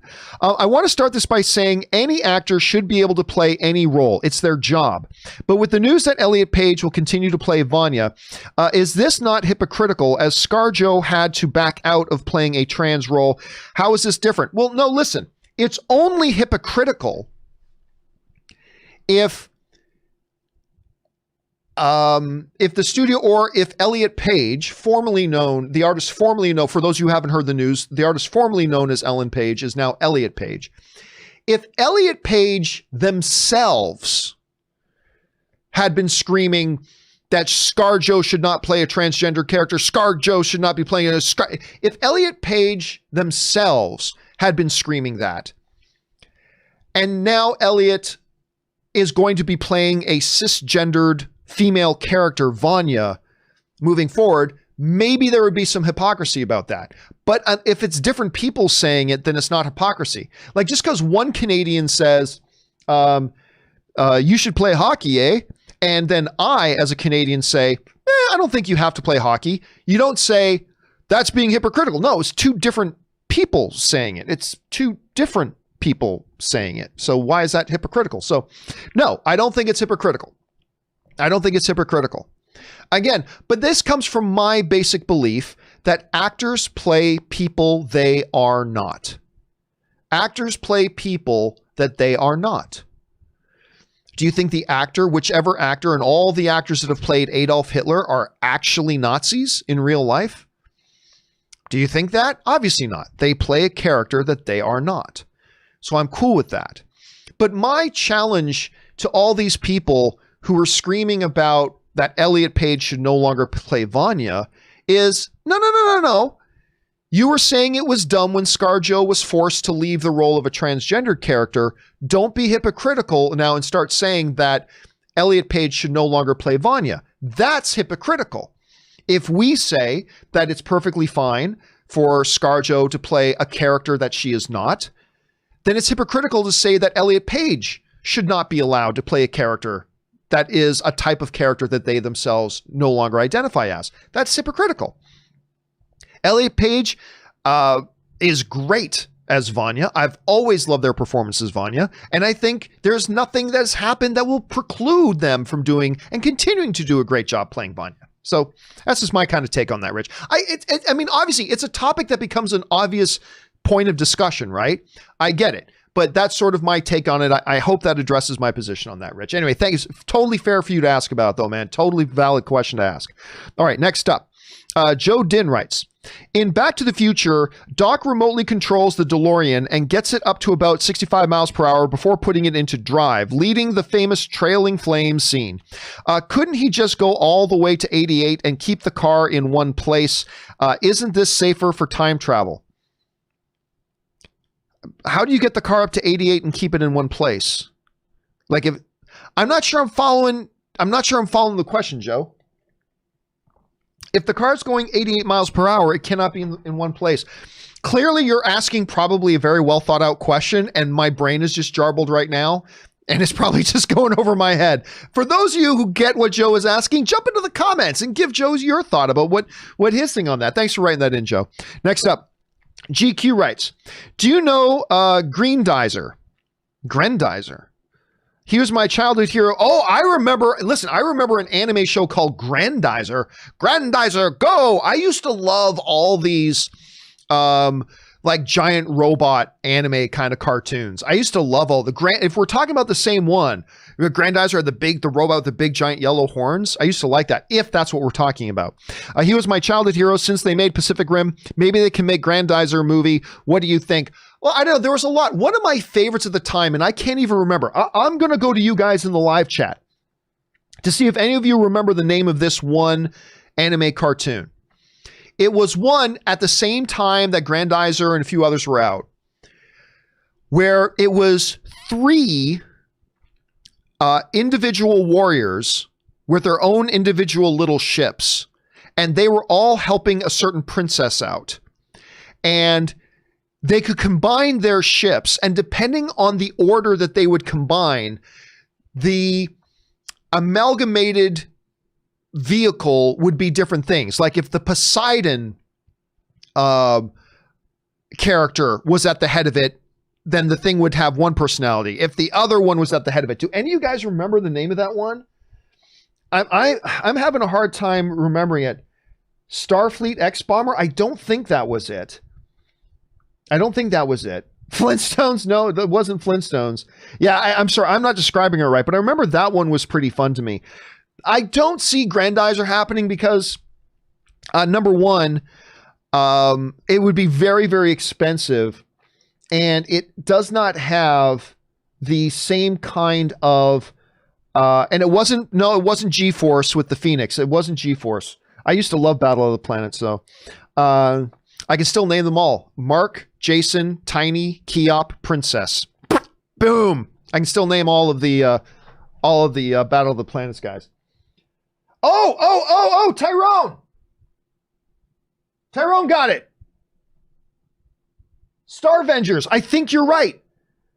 I think it was Starvengers. That sounds familiar to me. I think you're right. Okay, I don't know why I got all excited about that. Now I got to go back and try to find that stuff. But anyway, there's really nobody knows what Grendizer is today. It would be very expensive to make, and so I don't think we're going to see that in a live action big screen environment. Unfortunately to say. Mr. TJ Lynn writes, what are some of your favorite Enrico Suave non-Star Wars, non-Indiana Jones movies? You have to see the video I made about the whole Elliot Page, artist formerly known as Ellen Page's video that I put up the other day to understand that. Talking about Harrison Ford, some of my favorite Harrison Ford movies that are not Indiana Jones or Star Wars. You have to talk about, let me just bring it up here. Witness is one of them. I mean, that is great. Air Force One is not up there. I know a lot of people love Air Force One, and I do too. I think Air Force One is great, and that's fantastic. I gotta say, I think probably my favorite one is Sabrina, which is a remake, right? Greg Kinnear is in that one with him, which I love Greg Kinnear, and he plays his younger brother. He plays Harrison Ford's younger brother in that. I love that one. A lot of people love What Lies Beneath. I'm not too huge on that. I like K-19, The Widowmaker. But what is the one with... it's based on the old TV show. What is the name of it again? The Fugitive. The Fugitive. Yeah, so it probably has to be For me, it probably has to be Sabrina and The Fugitive. Those are the ones to me. Then you get like Regarding Henry was great. Working Girl was great. Witness is great. Blade Runner. I'm not a big Blade Runner fan and all that kind of stuff. But yeah, The Fugitive and Sabrina are my two favorite Harrison Ford non-Star Wars, non-Indiana Jones ones. Oh my gosh, we are overtime. Let's just do one more here. Mr. TJ Lynn also writes, Kevin Bacon, in my opinion, is underappreciated. I agree. I think Kevin Bacon's great. Some of my favorite Bacon performances in movies are Stir of Echoes, River Wild with Meryl Streep, Mystic River, and Hollow Man. What are yours? Mystic River has to rank right up there. With Sean Penn, directed by Clint Eastwood. Let me just bring that one up for a second here. It also won, I know it was nominated for Best Picture. It was nominated for Best Picture. Let me go to, where's awards? I can't find I know it was nominated for a bunch of awards. Where are the awards? There it is, awards. So it was, it won Best Actor in a Leading Role for Sean Penn. Oh, and I forgot Tim Robbins won Best Supporting Actor as well. It was nominated for Best Picture. Marisa Gay Harden was nominated for Best Supporting Actress. Clint Eastwood was nominated for Best Director. And the screenplay was nominated for Best Adapted Screenplay as well. I do love that one. He's great in that. By the way, I also loved his TV show. He did a short-run TV show here. I'm just trying to remember the name of it. I talk about this show every once in a while, and I always forget the name of it. What's it called? Not Tremors, Story of a Girl, Not I Love Dick, Patriots Day, no. The Following. I really like The Following. At least its first couple of seasons, particularly the first season. The Following was I really got into The Following. I like that one. It got a little bit weaker as it neared its finale. But I would have been down for that show to keep going. I would have been down for that one to keep going. That one was pretty good. All right, guys, listen. There are still a bunch of questions that we've run out of time to get to from the Nerd Errant, Paul Cree, a lot from Paul Cree, as a matter of fact, Preston the Kryptonian, and many others. So here's what I'm going to do. Tomorrow, here on the John Campea Show, we are going to do a companion video to make sure we get through all the remaining questions that we still have outstanding, okay? So if you have sent in a question or you want to send in a question between now and tomorrow, we will do a companion video tomorrow to get through all the remaining questions. You guys sent in the questions in support of the channel. We're going to get to every single one of them that you guys sent in, so keep your eyes open for that tomorrow. All right, guys. That'll do it for today's installment of the John Campea Show. Thank you so much for being here and making this show part of your day. Don't forget, guys, if you haven't done so already, click on that subscribe button. Once again, too, want to remind you that if you have not checked it out yet, go and check out my new documentary about movie trailers called Movie Trailers, A Love Story. Once again, in the US and the UK, it's available on Amazon. But it is also available worldwide, wherever you are, at vimeo.com/on-demand/movie trailers. And thank you to all of you guys who have checked it out so far. Special thank you to all you guys who did send in those live questions. Number one, because you gave us great fun things to talk about. But number two, because you supported this show as you did it. And all of us here, thank you guys very, very much for that. That'll do it for me for now, guys. Thanks a lot for being here. Please take care of yourselves. Take care of the people around you. Be smart, be safe, do all the right things. And until next time, my friends, bye-bye.